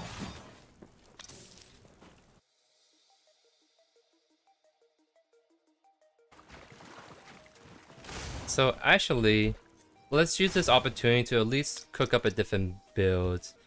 Yeah, I don't think I'm gonna do the whole like. It seems like you guys are not as interested, so I'm not gonna do the Bonesaw Skyflow just because I think that's kind of grief on Kwang at the moment.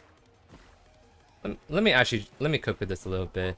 Do you guys actually want to see like a Skyflow Bonesaw Kwang game? Yes and no, because we could probably do that. We could probably do that, but you gotta answer quick because I gotta pick an item ASAP.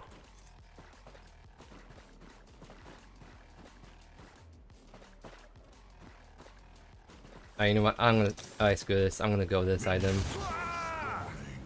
Alright, so I was sort of thinking of doing like a guide for the bones. I was thinking about doing like a time warp Oathkeeper, but I'm gonna try to do the favorite build I do on Steel all the time, which is Fire Blossom, Bonesaw, Skysplitter, and see how it fares. Which I don't know if I like doing Skysplitter on Kwang, but a lot of people are saying that people are doing that on Kwang, and I have to see what's up.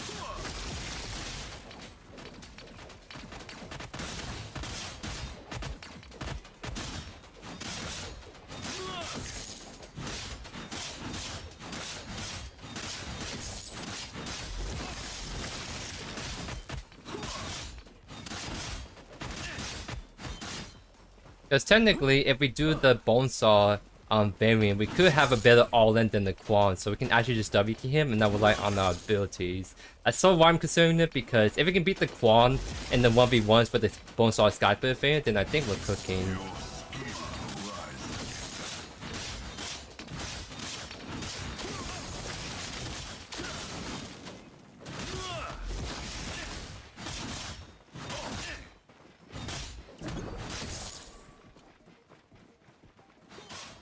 This Kwang is gonna chunk us a little bit more than us, just because he went for the double match code, we went for HP, so I think we probably lose the train actually, even though we have more sustain.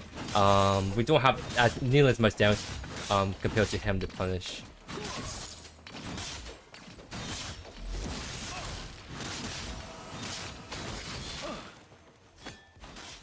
I kind of figured he was gonna throw for the Q since he got the 3, so we may just dash out, and now we're shielding. So I think we just play for like Brimstone more than anything. We get Brimstone, I think our frame becomes just much better.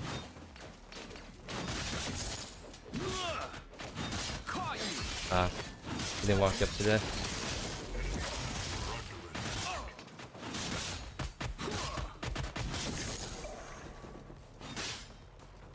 Not doing too bad, at least on the trading right now, so I'm not too worried that once we get Brimstone, we should be shielding after that, because I think he's going for more traditional builds. That means that we actually hit our power spike before he does.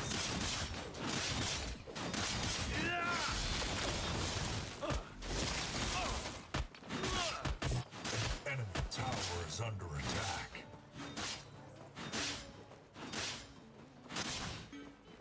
I'll try to bait this for him, because like, I know he's gonna walk up like that, and that's why we do that, so that we have the fade to come over. They don't have any more, so I'm just gonna back off. You may get the blink out, which would be pretty huge.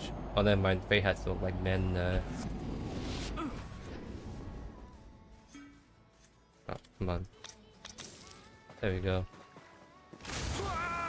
Allied tower under attack. Oh, I didn't realize you're playing mid, Kaiser. Definitely like I'll give you a shout out. So shout out to my the Fade mid, because he's also chilling out another live stream.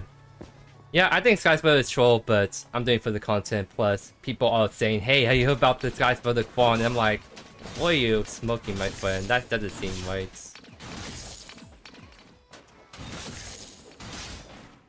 I think I hear the Kwang on this. Wow. There was a Greystone that's sitting right there the whole time. Your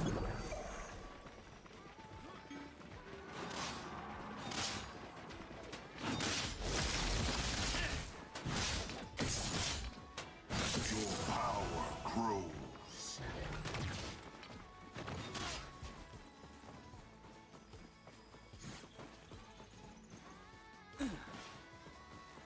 Hey, appreciate the kind words, my friend Johnson. I'm really glad you enjoyed my videos.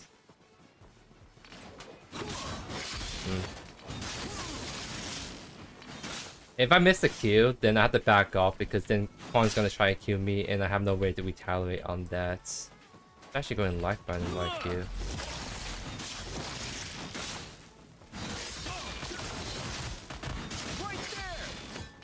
Okay.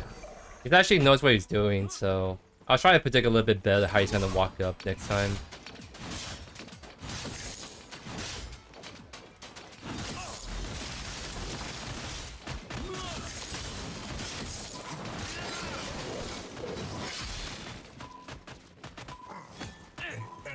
I can't chase that anymore.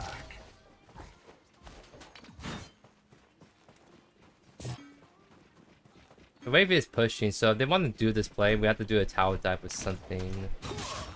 Let's actually shove this in then.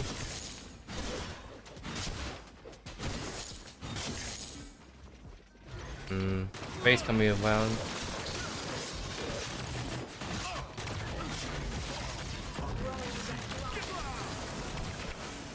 Nice shot. That's huge. I will return Appreciate the soon. love this early into the game. Let's go.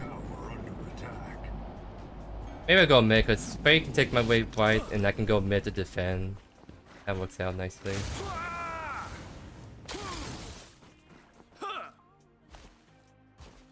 Okay, I don't think this house is gonna push in the wave, but he is. Let's go on him. Judgment. Wow, that's a push.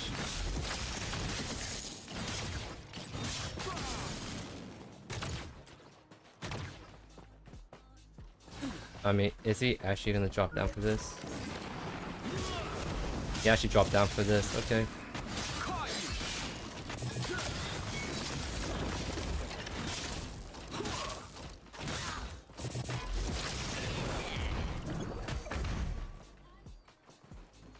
I'm assuming he's gonna actually back right here, so I'm waiting for my cooldowns. Okay, he actually was a little bit too far back than I like. Well, at least that means that my Frey gets a free kind of push right there.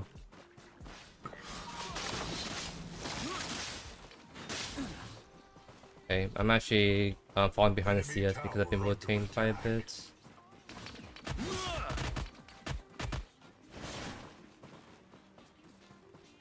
I can't give up this wave. It's just too big for me to just let it all die here.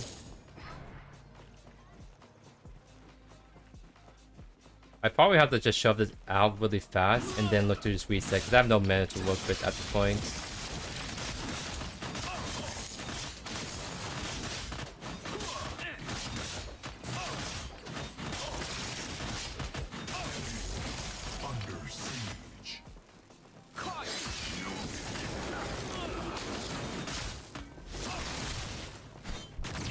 I know he doesn't kill us, so we can just dunk that wave and then take the reset right here.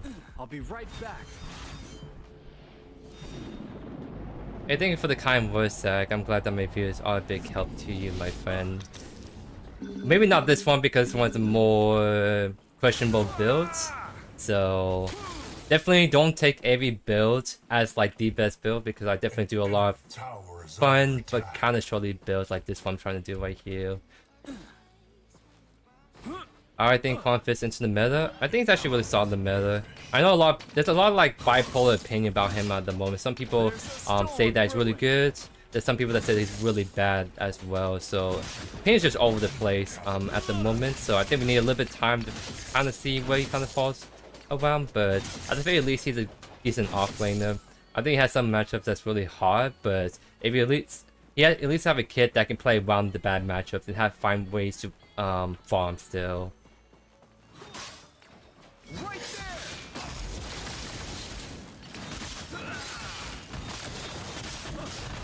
This is first item, he has to be a mirror, yeah, so he's actually kind of chunking us.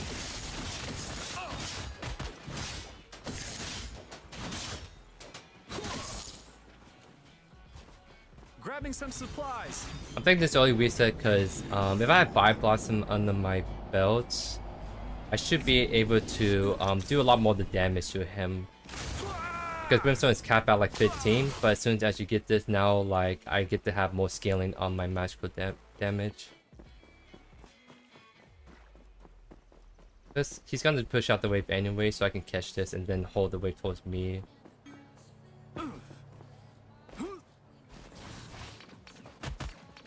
Yeah, like if you're saying that Kill is bad because you can't land his combos and also he does a skill diff, there's some people that are saying that Kwang is bad outside of his combos. It's the thing, and that's the one kind of opinion that more like curious about.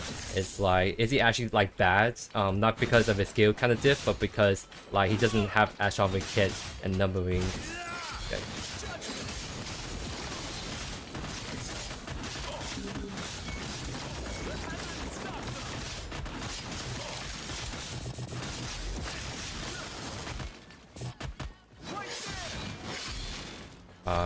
I'm just not letting my kills right now. I think I land the kill, he just dies.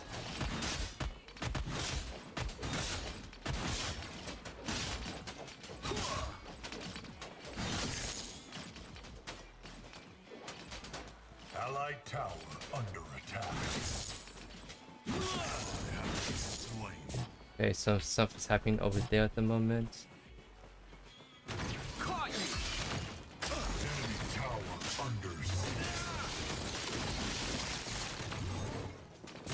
Dang.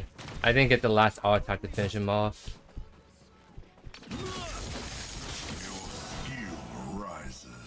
Yeah, I hit the back off, yeah, because I could just kill him. I think there should be still enough to get this tower.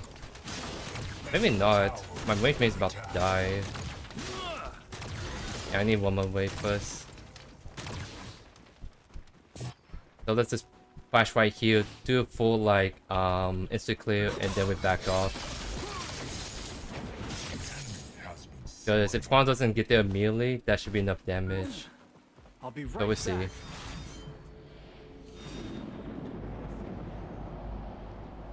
Yep, he then got the instantly, so we got it right there. Nice. Okay, guys, this is where we start to do the questionable stuff. Let's start getting into Bone Saw, and then go from there, I guess. So 93.95, so we're actually pretty dang even, so it's not like we get to see a kind of fair performance on both sides. I'm not like ahead, and that's why I'm winning, but we're even, and if I'm still winning, then something is kind of cooking with this I build. can unleash the heavens' fury.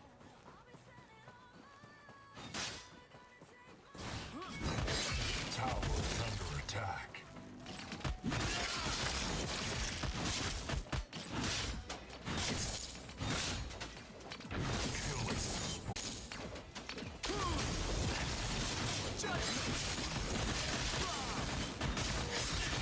Enemy tower destroyed. If he has Tempest, that's a huge advantage for him, so we actually have to back off.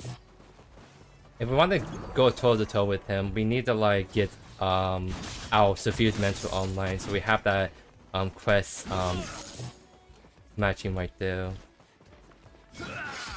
Wow, just stopping last second every time.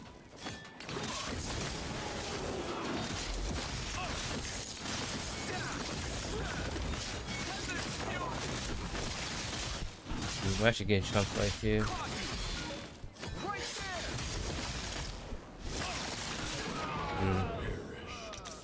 Alright, yeah, we lost that because we just took a really bad trade with the Tempest right there.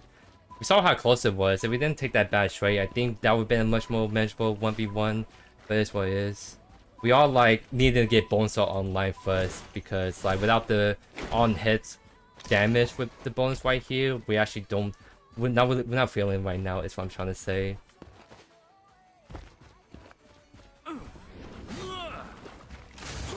It's the audio mess up.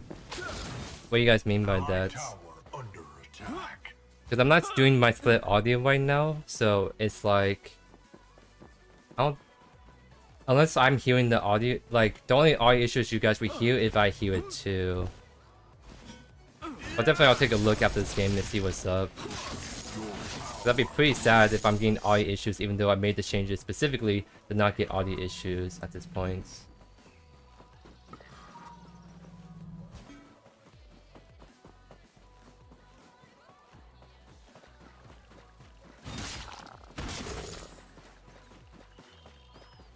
No, Faye has ultimate. I think she just tried the combos right here in a sec.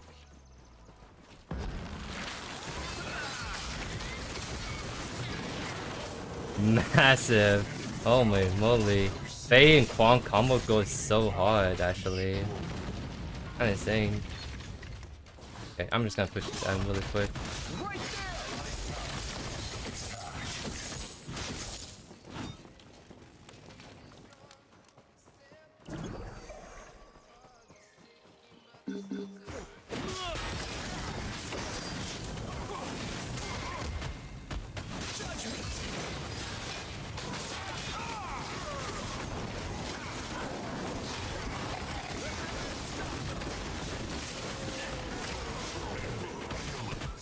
Play the back right here.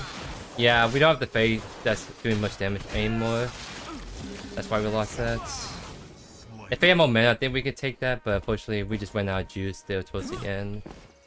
So yeah, I think they're doing mini prime is the issue now. So we can't contest that, so I'm just gonna try and get my Bonesaw online.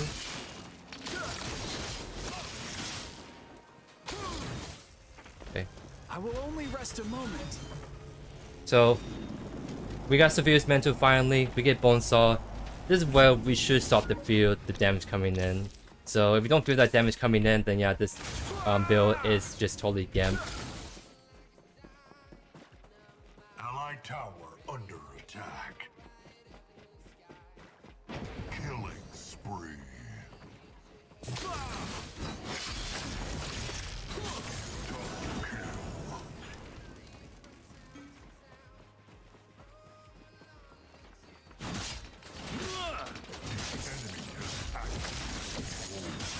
And then mini prime. Spawn is like a little bit low, so I don't think they're gonna punish me right away. If anything, I'll see if I can stop the backs, since people like to sometimes back in here.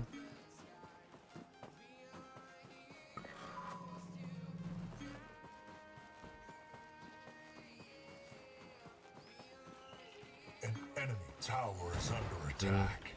Okay. I feel the Wait then. heavens' fury. Uh-oh. Just getting dove on.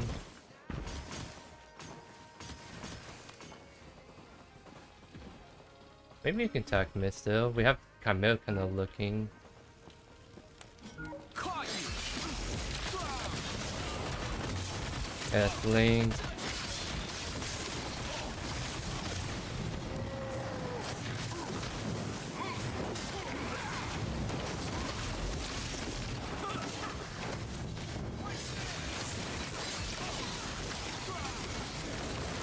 Wait, she didn't got knocked up right there? That's actually kind of wild. Let's play punted back right here. I think there's a lost fight. We don't have the twin blast, is the issue. Killing spree.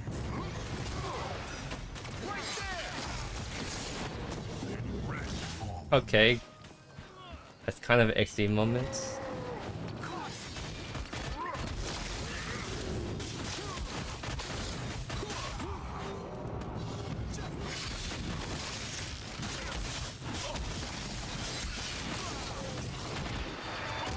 On the mood then.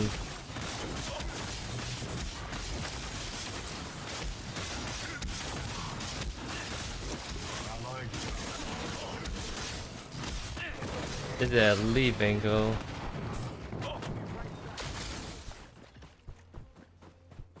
I don't know, I'm really not feeling the damage right now, guys. I'm really not feeling the damage right now. I'm going back. I don't know, maybe we need to cook with Sky, and then we start to actually do stuff. Let's see, let's see. Enemy towers. I mean, so, okay, so I'm trying to think, should we just do copy-paste build for our last, like, 4/5 item on this kind of Kwang build? Or should we actually build some AP items, like a...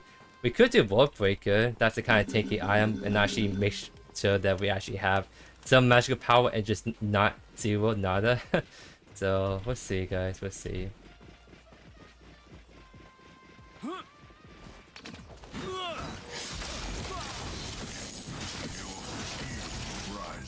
Kinda crazy that even though we have no magical power, we actually still chunk the wave right there.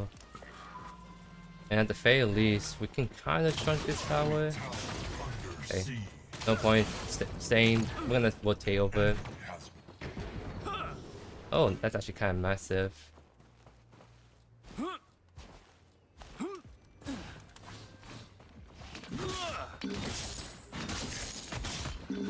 Which way?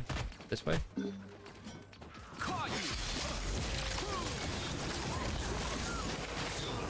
Nice. Yeah, it's super too. It's fake and push mid really quickly.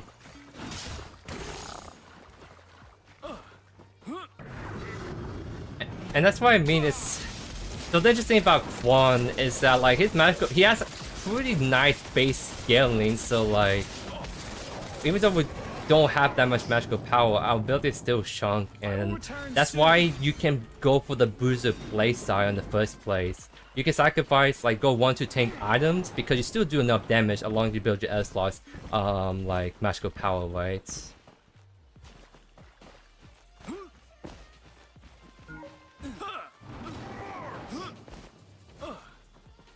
That's true, like, once we get Skyclad, we should build the on-hit damage coming in.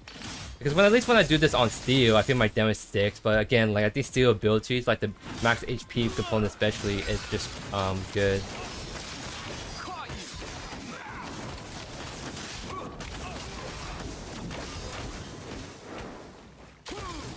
I'm chilling. Oh, I'll go in. His favorite Tempest, by the way, that's interesting.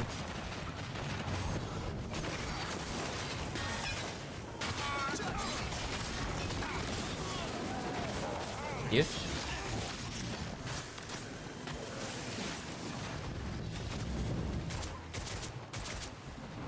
I'm gonna go left actually. We can maybe catch this Twin Blast trying to push for the tower. If so, we can probably just kill him right I here. can unleash the heavens' fury. Or maybe if going for gold is something he could do as well. I think he's going for gold. An allied tower is destroyed.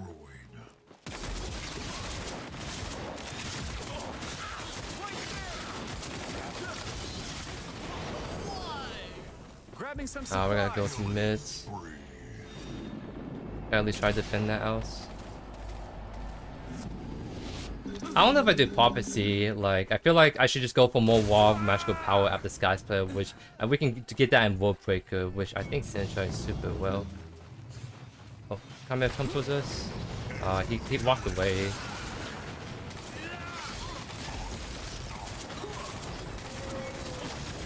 Got the slow.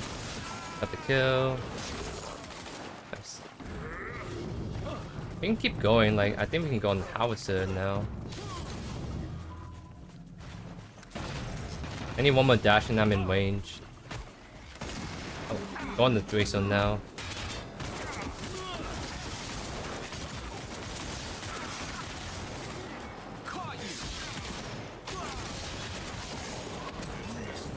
Nice. Ice back for side though. I want to get this item showcase ASAP.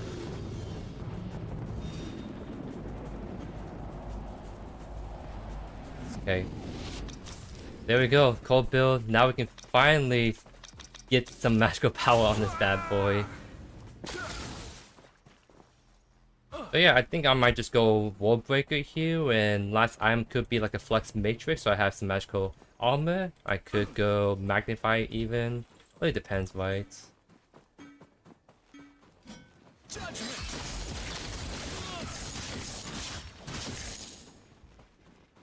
Oh, they're fighting. I'm on my way. Maybe go Lifeline the last, since we kind of lack ability haste at the moment.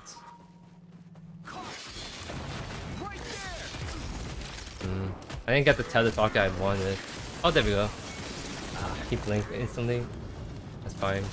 We can kind of shield here then. Yeah, that's fine too.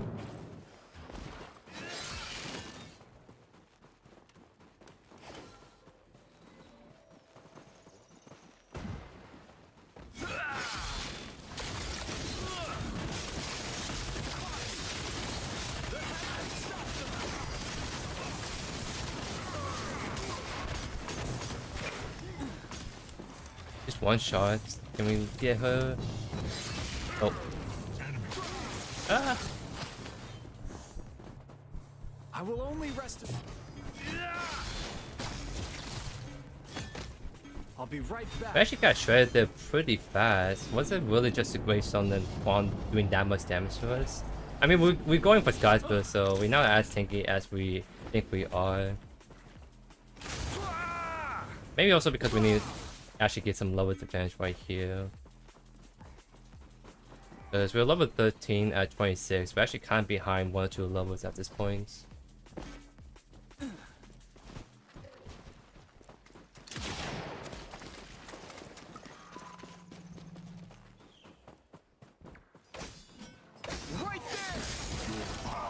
Wow, that's a Greystone that's low, actually. And it's just we can maybe just like do something with that.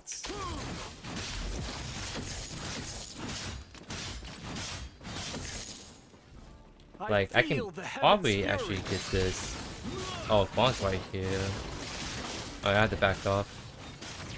I probably could get the tower, but if I die, then I might try to force the objective at this point in the game.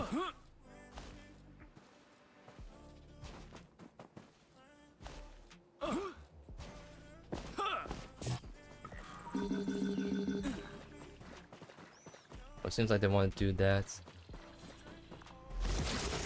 So you know what? I'll try to hold mid. Okay, then no way, never mind. Because Greystone has vision, they can go on it whenever they want to.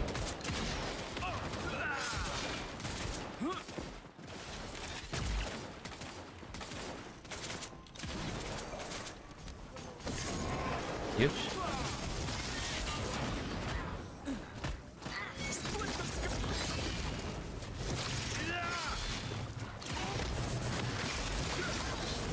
That's a huge pick right there, actually. Nice.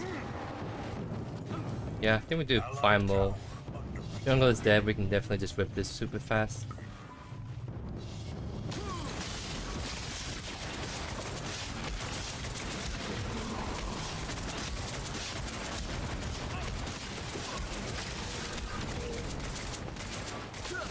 Okay, don't need me anymore. I'm just gonna run that Twin Blast real quick.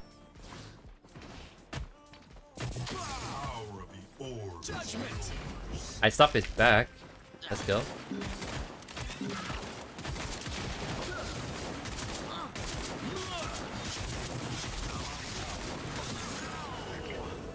And we have primal, so that did damage, but we kind of got some basic attack block on him.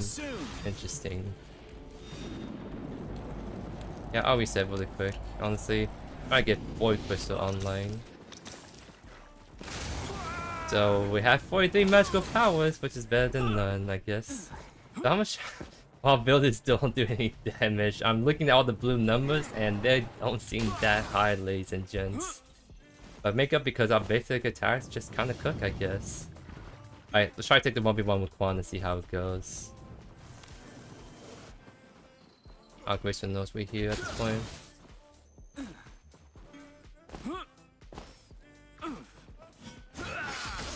I can unleash the heavens' fury.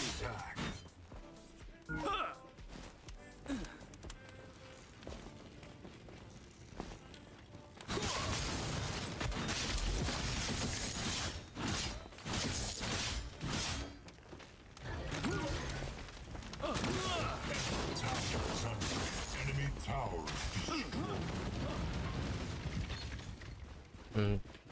Maybe we can get the Mary actually. Ah. Just shield him.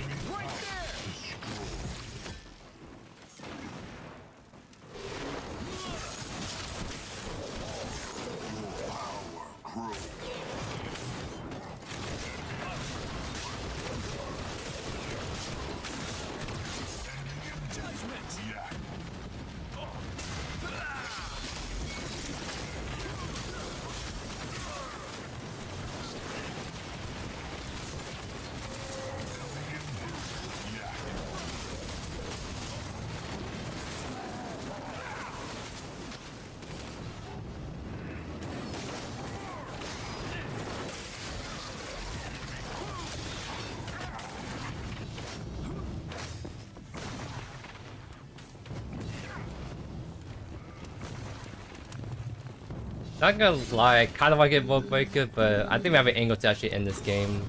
It's not farmers, so maybe actually harder, so I guess gotta see who gets the better pick first.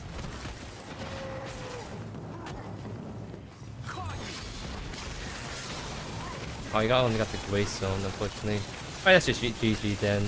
That's we're pushing down the core. Okay, so technically 100% win rates on Bonesaw Sky Splitter, 6 and 1. So it's not like we got carry, we got some nice kind of kills and rotations, all that kind of good stuff. So I think at the very least, it shows that even without magical power, calm the ability damage can still kind of slap actually. That's really interesting right there.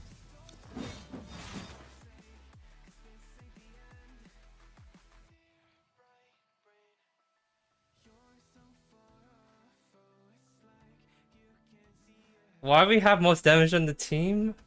Why do we have most damage on the team, guys? I was expecting to get out damaged by like the Fae or the Trim Blast, but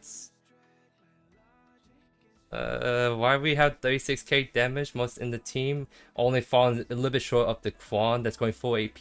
Like why? Hello? How is this legal? Okay then. Okay then. I don't think this build is gonna be the best way to play Kwang, but based on this game and how the stats we got, it's viable enough to actually win. Oh my god. This can't be real, dude. There's just no way this can be real. Okay.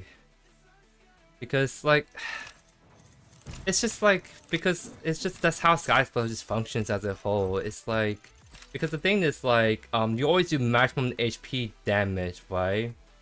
So it doesn't matter how much physical power I build, the 5% maximum health is still the 5% maximum health, right? The 2.5, the whatever percent damage, that's like based on their health, not based on my physical power. That's kind of why Skyspell I always consider to be a super nuts item, and that's why I abuse it all the time on Steel Offlane in particular, just because like you don't have to build that much physical power at all, and you just make your auto attacks just slap really hard. So of course my magical damage really, like of course you lose the magical damage, right? But like you just your total heal damage is just can easily get pretty high because of the amount of high sustained damage you're just doing right there. Okay, that is something interesting. That is something right there. Okay, let me go check on the doggos real quick. I think I'm enough for one more game, but just in case, I'm gonna go check on the doggos. I'll just be back in about 1 or 2 minutes.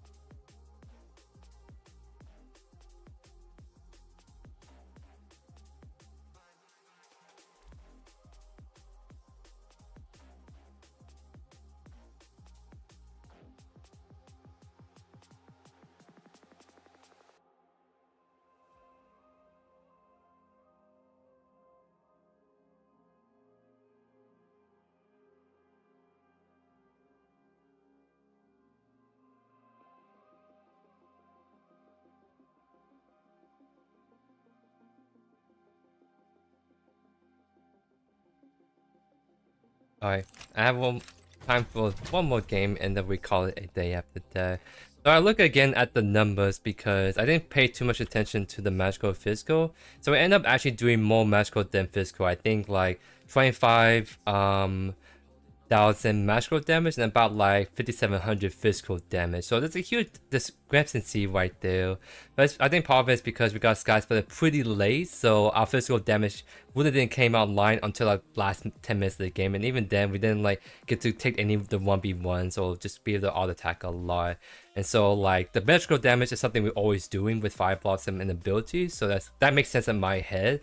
But the fact that about 25, 1/3 of our damage total is physical just says a lot of how much value you just get from like the whole Sky Splitter kind of tech.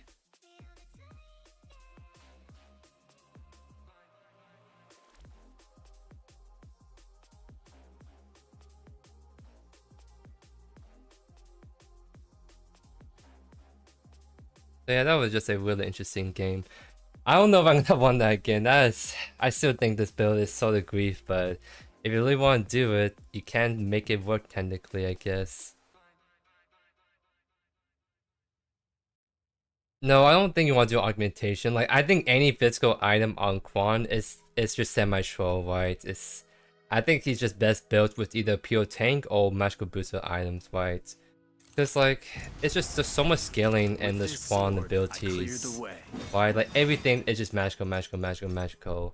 So not being magical means you get the entire kit, right? The difference is like when it comes to other heroes like Steel, like he doesn't have that much scaling. Like 50% scaling, that's like nothing. 70% that's alright. 50%, 80%, like that's really not that much scaling at all. right? So, and this is what I mean, like, Steel can still slap a lot because his R&B does maximum health damage. So that's why his R&B will always hurt. It doesn't matter if he has magical power or none. The fact that he does maximum health as additional damage makes sure that his R&B will always still slap anyone that he comes across.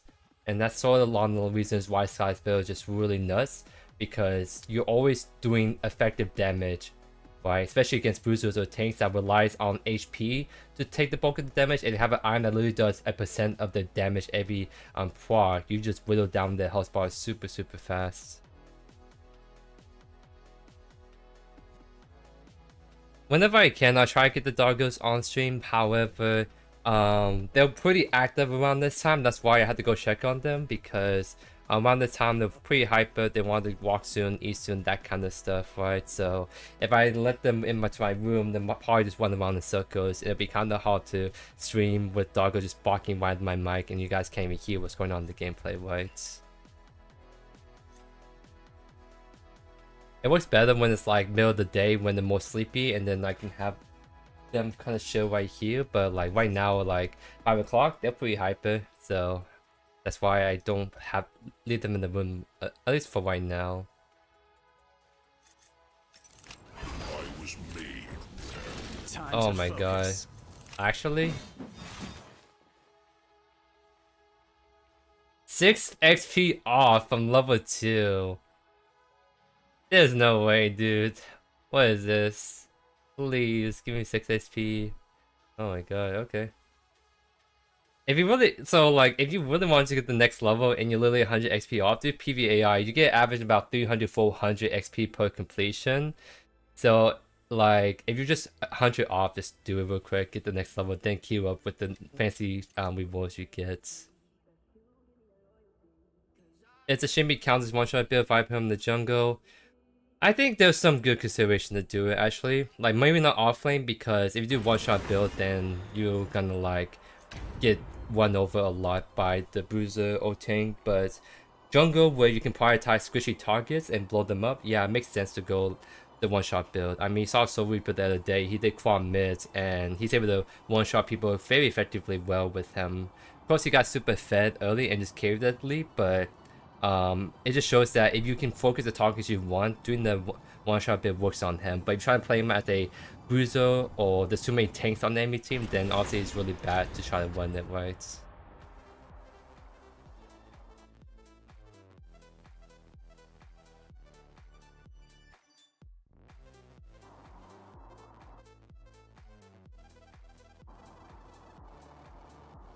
So, of course, I think I'll do one more Kwang game. I did put in the title that I'm gonna be mastering Kwang, so hope it's not too repetitive to keep seeing Kwang back-to-back games. But at the very least, we got some like what's the word? We got some a lot more like variety of Kwang games, I would say, in terms of like different build paths, like the Bonesaw, the obviously on hits, and right here we may be able to do one last build variant, and that's Titan's Quest into Time Warp and Oathkeeper.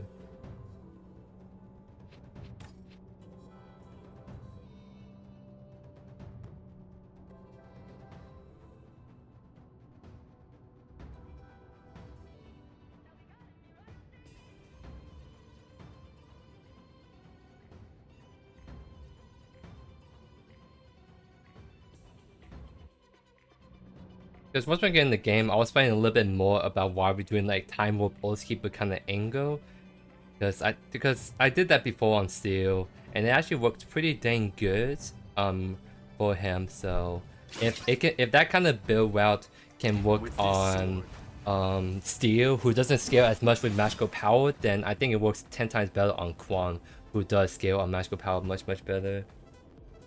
I'm seeing so much ADCs mid. It's not the race of Tremblast, it's just people picking any ADC mid, Murdoch mid, Drongo mid, Kiwa mid.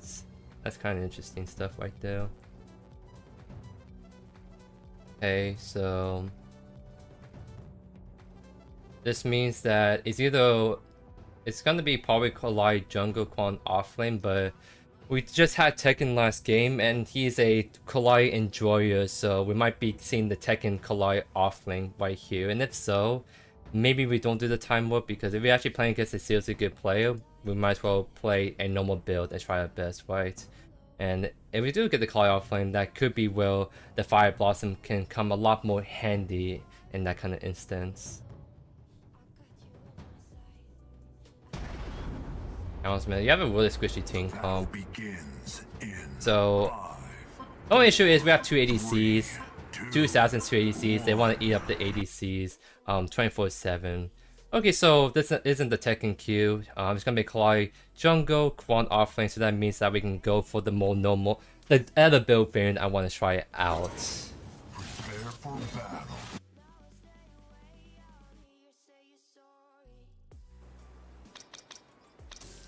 Alright, so the last variant that I'm going to show off today before I'll head off is essentially we're going to be doing Time Warp, Oathkeeper, and Titan's Quest. The main reason why there's some really strong consideration to try this is because the two things that Kwang really wants. He wants high magical power and a high ability haste. So Time Warp is a perfect fit for him. However, you have no defensive stats whatsoever. So building this first, especially offlane, can be a little tricky. But that's why we're gonna go with Titan's Quest, so balance out. We give wall HP to go with no HP being built into Time Warp right here, and we can go from there. The only thing that really sucks though is that Titan's Quest evolves faster the more HP you build. So it's always hard to try slot in Titan's Quest on a lot of items like Mutilator when there has no HP stat stick. To like go all on and make Titan's Quest actually evolve fast enough. So we do that, and then we go Oathkeeper, and so essentially that means that we get a 50 ability haste with 2 items and like a ton of magical power from 2 items alone. So the Time Warp Oathkeeper combo, I think it's actually seriously good. I did on Steel before in the past, and it worked pretty dang good on him because it allows you to essentially spam your abilities and make your abilities just hurt really hard anyways. So I think if we can get to the point where we get Time Warp Oathkeeper, that's when the build's gonna really start to show up, and then we get to see some really kind of cool gameplay moments.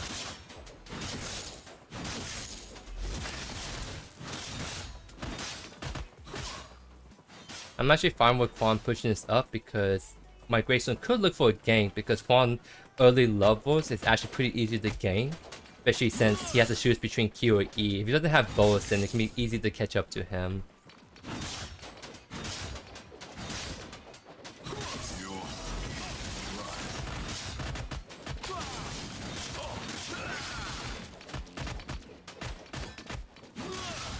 Yeah, see what I mean? Because if he blinks, we blink, we kill him easy, right? So that's why I'm always hesitant to push up on Dust side, because junglers love to just level 2 gank it often that's pushed up like that. Like, there's no reason not to, right? That's just a free kill or blink.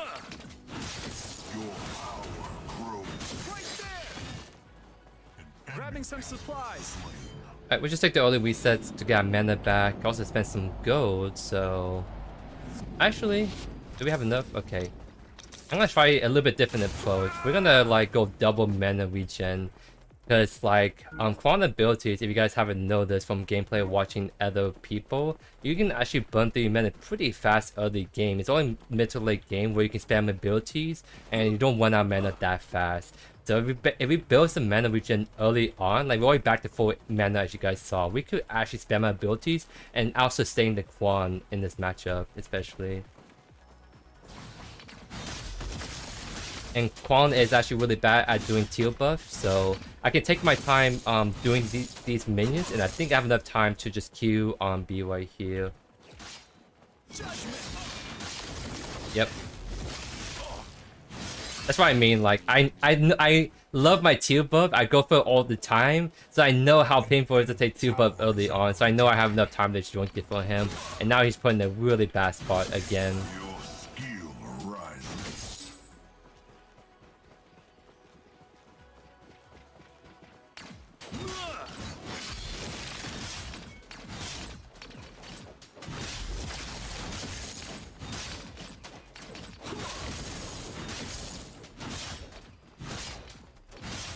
Will I be doing the same sort of content for Kwang? Yeah, of course. Any offlane that's new, I'm gonna be doing a lot of offlane content because I am an offlane main. If it wasn't obvious from the kind of content I put out for you guys, so especially when there's a new offlane hero, I do so much new content because I always love new toys to play in offlane. So of course, offlanes that are missing is the Wukong, or what was offlane back in Paragon days. I think, were there any other ones? Because we're getting to the point where there's not that many heroes missing at this point. Your power grows. Like, I know there was bowlers, but I think it was strictly jungle to my knowledge. I don't know he would actually be an offlaner unless they like have a kit that works for both offlane and jungle. Because we have heroes like Chimera that works only in jungle. Same thing with Rampage, so it might have bowlers just work only jungle. If he was supposed to be like strictly jungle, right? But who knows on what mid is gonna cook up, right?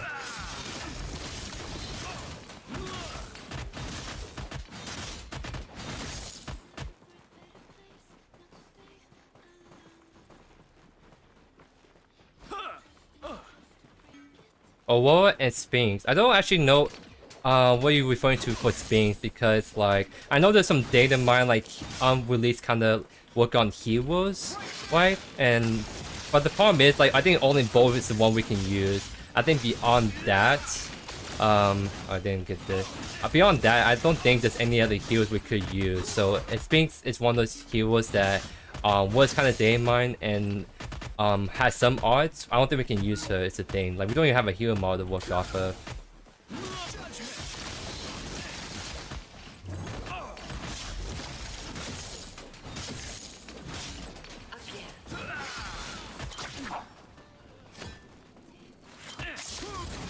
Yeah, we should be showing now.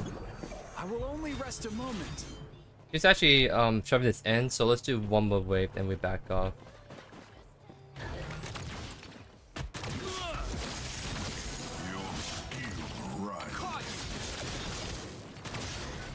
I will return soon. Nice. So we can actually get potent staff right here. That's gonna be a huge static for magical power. And then once we do our next back, we have enough for time warp.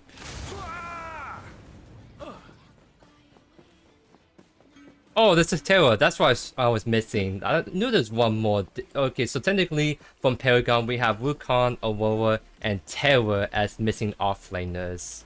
That's what I was missing. I don't think Yin counts as an offlaner. Like she's more like ADC jungle, but again, who knows what to do. Like Sales was just a ADC character, but then now she's a jungler that can also play offlane. So who knows? Maybe Yin can actually play offlane.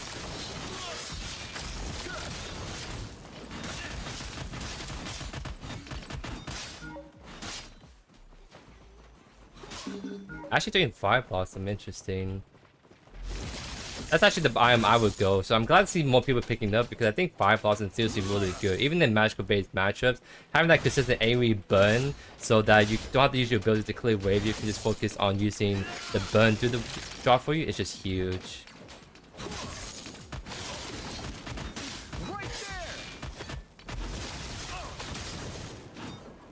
Allied tower under attack. Your power grows. Oh, Sinks. Yeah, I keep forgetting. There's actually a lot more heroes than I thought there were.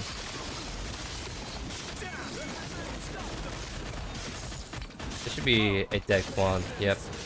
Because I kind of caught on that he's keep using that combo, so I literally just put it right in front of his face, and then we actually got the kill finally on him. I'm assuming Collide's left side if the support is partially like that, so I'm gonna push out one more wave, and then we take out resets.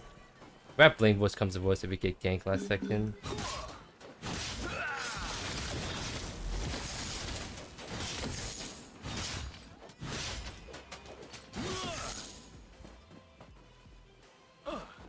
I'll be right back. Nice. Get time warp right here. That's when we can start to see the beauty and doing time warp first, with Kwang especially. So let's get that. Now let's start building into Oathkeeper. So now we finally get to build HP, so we're not too glass candy.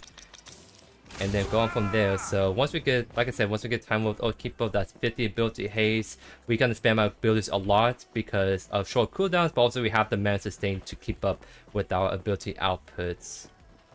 So after this, we can also go whatever build we want because Oathkeeper and Time Warp gives plenty of like magical damage to the point where we can start a bit more pure tank afterwards if we really want to, which I might actually do this game, especially since there's so much assassins.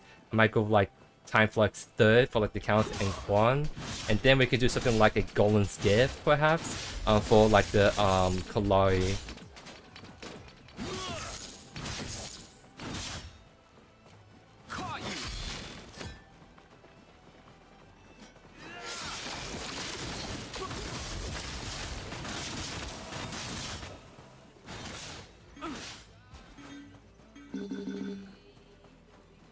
Someone on the jungle? I guess there is, which is the Countess. There's a storm brewing.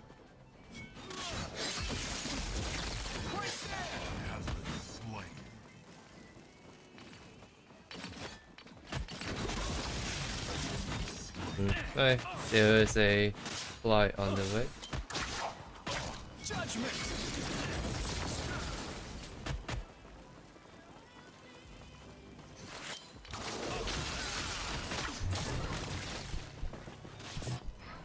Yeah, best to kind of juke that, but there's only so much we can do. We can actually defend this. We have a full combo. If they try to push this in, we can punish this. Alright, they're not punishing this, so not punishing, but they're not pushing it in, so that means I can get this bad wave before I reset. That would be pretty sad if we actually miss that wave right there.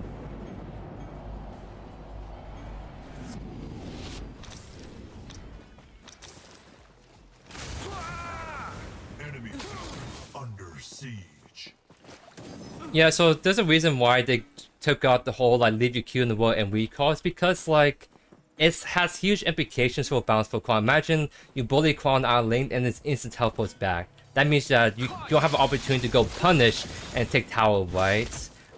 It's like kind of the reason why Greystone's kit is what it is, because his ultimate allows him to be so hard to kill in lane, right? But then it makes up for the fact that he doesn't have a great sticking kit and he can be like more punchable, easier to lock down, right? So it's kind of the same kind of logic with like Kwang, I imagine, from a balance perspective. Imagine someone that has all this damage, all this combo, and now he can just teleport whenever he wants in the world from recalling from base, get all his health back. Like imagine you have a big team fight at Prime, he's strong, keep resets, teleport back to Sword with 4 HP and Iron Spots, right? That's just insane. I can unleash the heavens' fury.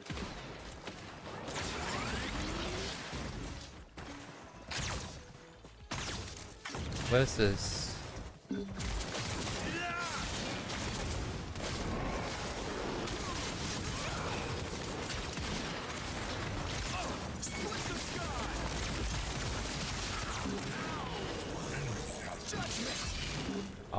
My Q actually missed that. That's my bad. I'm going back. Let me see.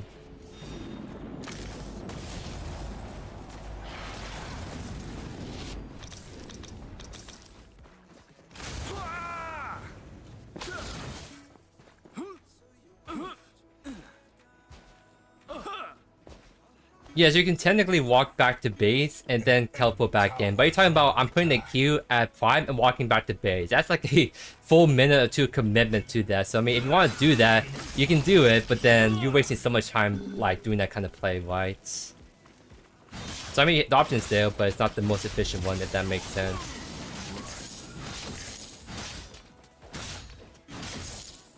Is he actually doing 3 camp? Let's see if he is. Oh yeah, he was, and he just cleared it out.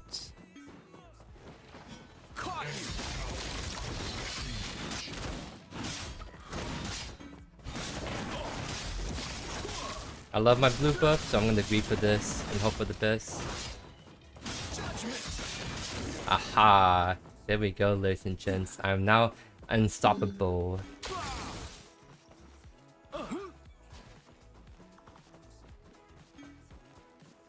I feel the heavens' fury. He's actually doing 2 buff.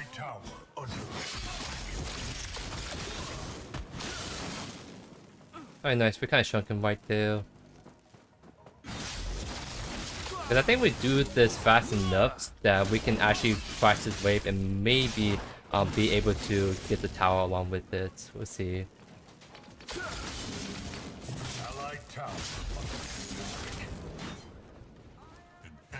has been slain. Maybe not, but at least we get to wave the Allied question. towers destroyed.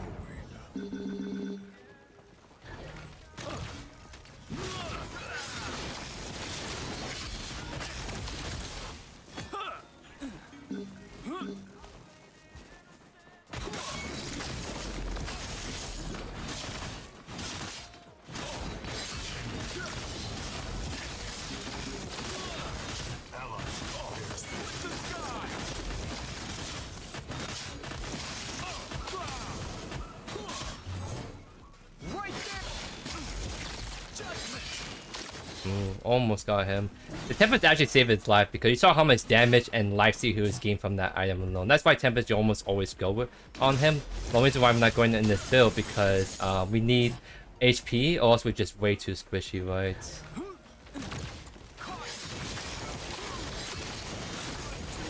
Okay, there's no way walking in front of my kill like that. We'll take that. Laurie is on the left side, so the only person we don't know is the Countess, and we do see her, so that means we could actually clear this wave really fast. That's actually massive, ladies and gents.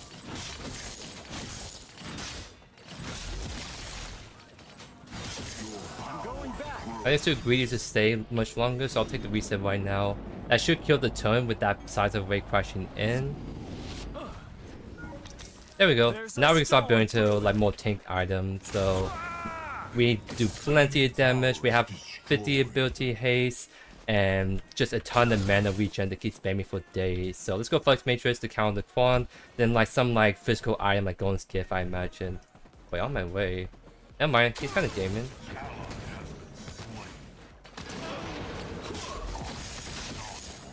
I'll help us push this wave in because trying to get the T1 mid can be pretty huge for us.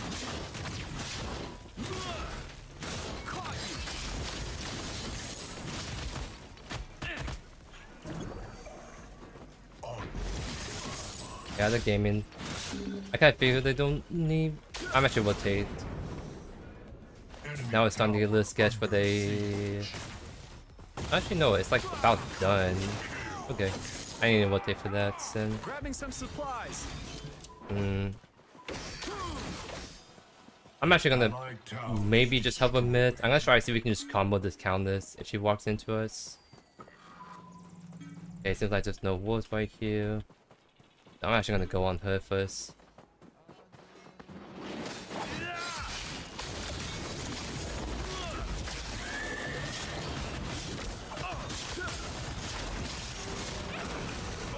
Nice. Very nice assist right there. Well, we could have got her by herself right there, but it's nice to get that quick kill confirmed.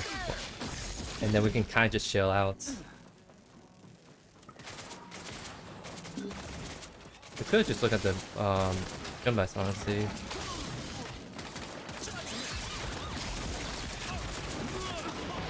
Nice.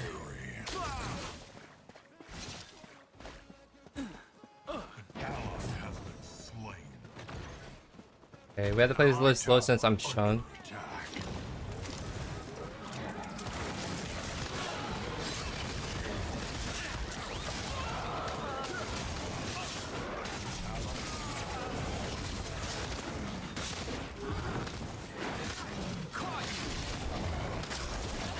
There we go.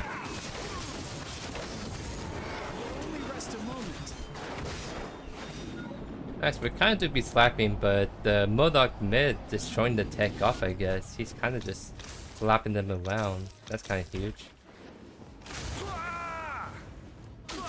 Tank Scepter is actually pretty good on Kwang, mostly for if you need to like counter like healing on the team. So maybe we can go for it for like the Kwang and counters, but not necessarily in this build path. Hey, what's up, Junior? I'm glad my views are helpful to you, my friend. Thanks for the kind words.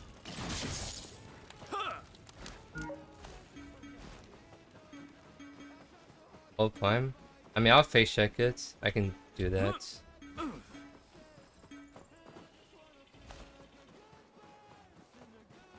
Also, I'm gonna look mid really quick. Might as well. Okay, she blinked. Now we can just do the prime really fast. They're all kind of walking in. Can we like bait this? Like hold the corner?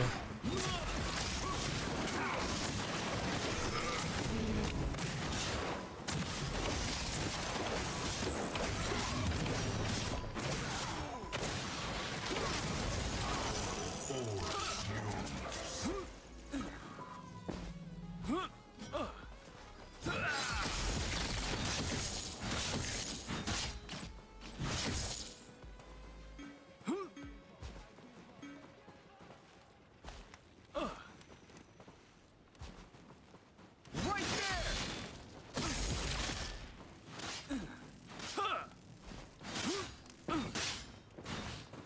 Caught!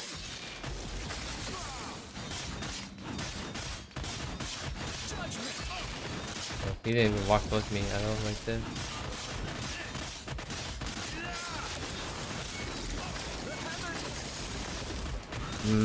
Yeah, Tempest still goes pretty hard on this one. Okay, let's blink then.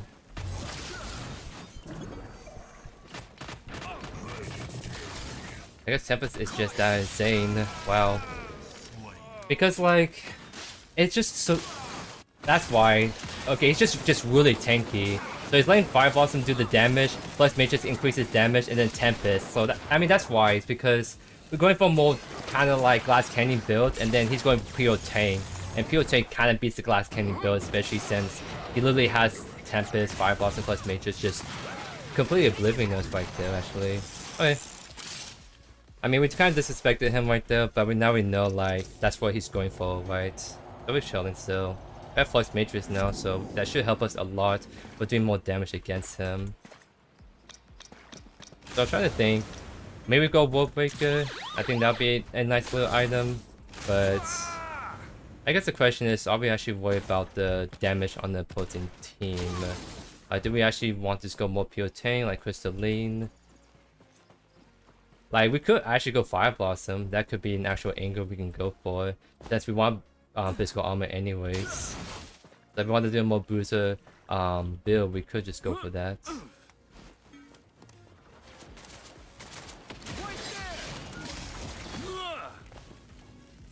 There's 3 on left side, so we'll actually chill to keep pushing.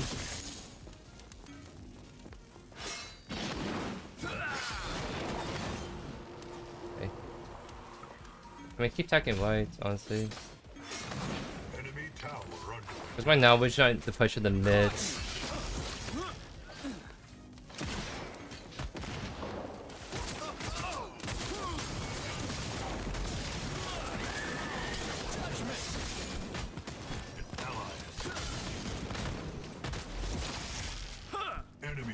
Yeah, Mother should be able to shoot on the Count because Count uses ult, so she doesn't have a way to turn around that fight at this point.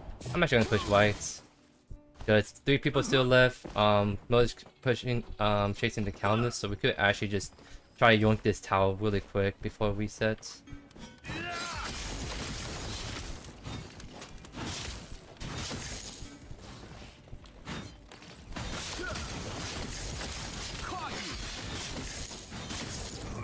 I'll be right back. Yep, we see Kwang there, so we back off all the way. Don't do a lazy back. One thing to note actually too real quick, I kind of noticed it earlier but I didn't mention it, but we bullied the Kwang a lot early game, but you see how like he's been doing good on farm. That's because he's been actually taking his jungler's farm, so you see the difference. He's 222 farm and it's kind of like, huh, wow, he's actually doing really good. But when you look at the Kalari, she's literally only like 100 CS, right? Let me show again. Like this Kalari is 99 CS at 23 minutes in the game. Part of it is that she was struggling early, but because Kwang kept taking the blue side. At one point, I saw that Kwang took the blue buff. He was doing the 3 cam, which is fine if you're falling behind and jungler's not on your side. Yeah, then sure, go play with the blue side a little bit so you can keep in the game. But he did that so much to the point that like he made the Kalai fall behind because Kalai has no blue side to actually farm out at this point.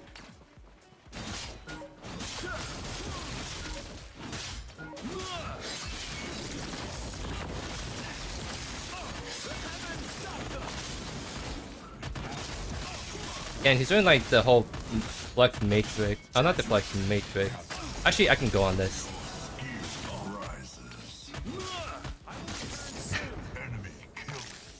I know you're gonna... Okay, dude. No way! Oh my god, I did that way too bad. Okay, we still have to cut the kill. He saw what he's doing. He knows I need to walk up and kill him, but I just wait for my cooldown to get him, right? But I did that too fast, so it was literally just short by the hair right there. Interesting stuff.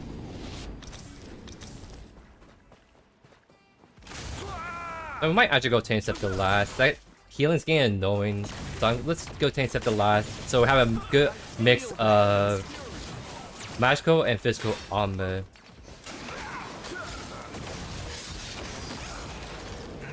Nice. Enemy towers destroyed. Still trying to get the Decker.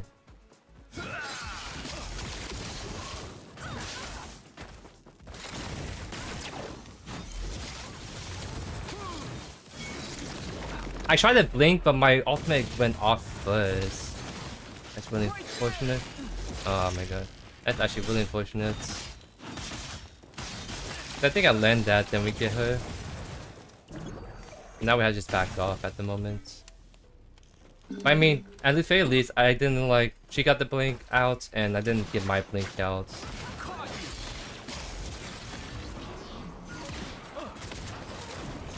Fly checking. We had to get off and turn.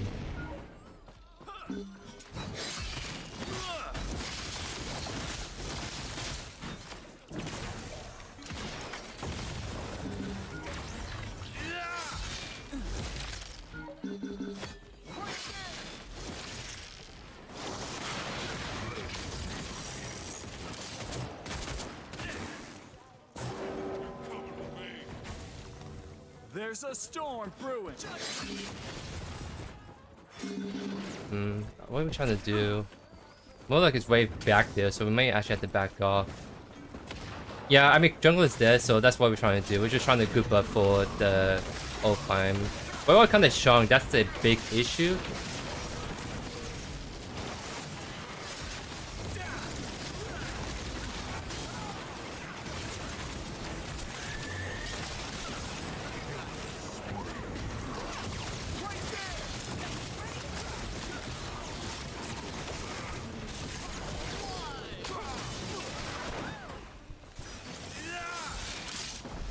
Got the tether.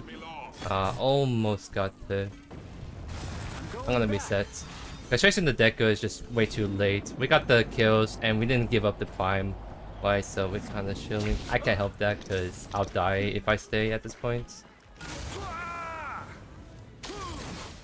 Yeah, that was actually a pretty sick prime fight right there, to say the least.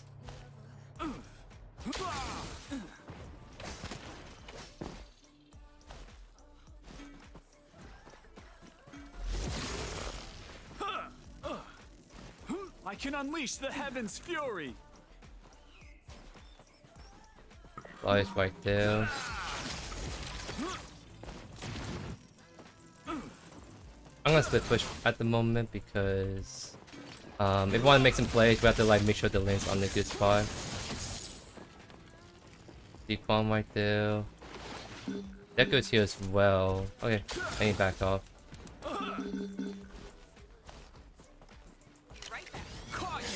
Wait, he didn't even like try to dodge that.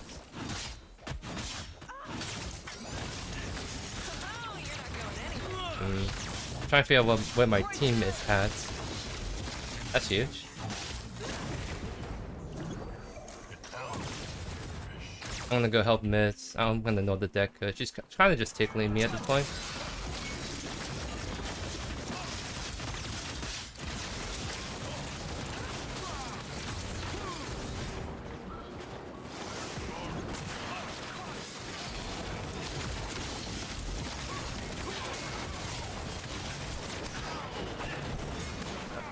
Count has no mana.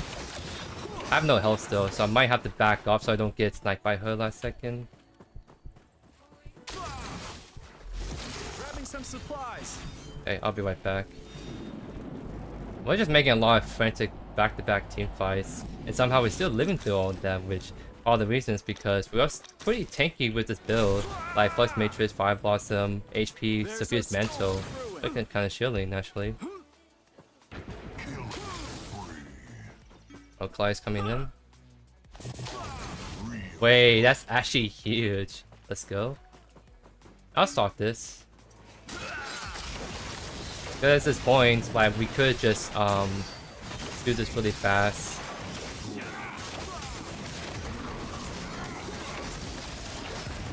I'm gonna use my ultimate for this. We're just trying to burst this as fast as we can at this point. Before like a Kwang or Shimbas can come in. We need the weapon to all attack this a couple times. I'm gonna finish it with my Greystone first. Please just mine it. There we go. Now we can turn.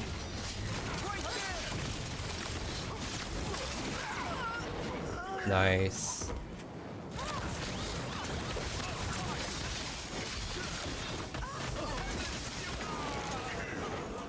Nice job, team. Huge. Yeah, I think we can just go for the primary angle. We could, like, honestly go for middle inhibitor, maybe finish if we get the picks. Yeah, I'm gonna go my way mid. I'm following my carry, not my jungler. So if he wants to make the play mid, we just have to try and do it on this next wave.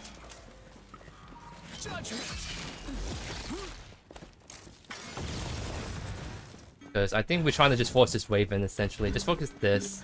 We need to focus this.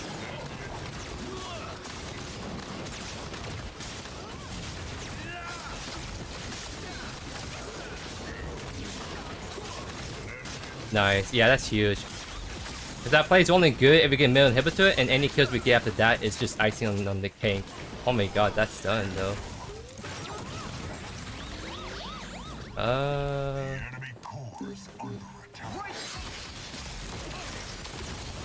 And that's a sad Kwang because he just got obliterated right there.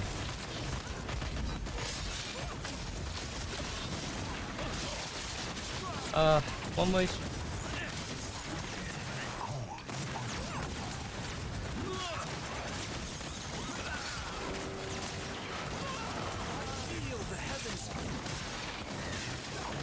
Yeah, it should be GG's right here. Wow, that was actually a really kind of cool game right there. Like, a little bit slower on the tempo, but then we had like, what was it? 3 fights back to back to back that were all like pretty jam-packed action gameplay. That was actually kind of a sick game right there, I'm not gonna lie. Like, it's really cool we got to showcase this other tech of Time Wolf Oathkeeper and then going full tank afterwards, but like, we actually did a lot of awesome team fighting. Of course, like, Modok is super fed that game, but we made some really good plays ourselves to keep our heads in the game.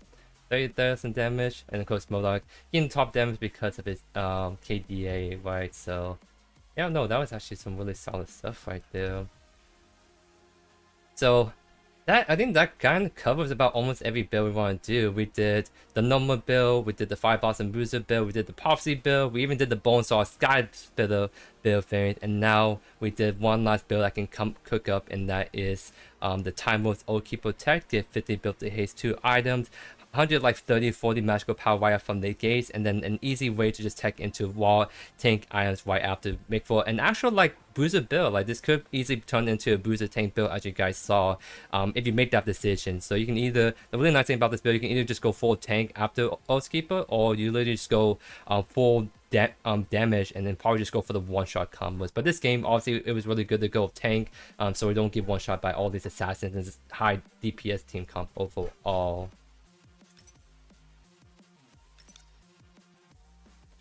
Yeah, like, that's what I mean. Like, you almost always want to go Tempest on Kwang because, like, Tempest is actually just such a nutty item. That's why you see countless players build Tempest, because, like, for countless, like, you don't want to be in someone's face too long. You want to just go in, throw your whole combo, and go out.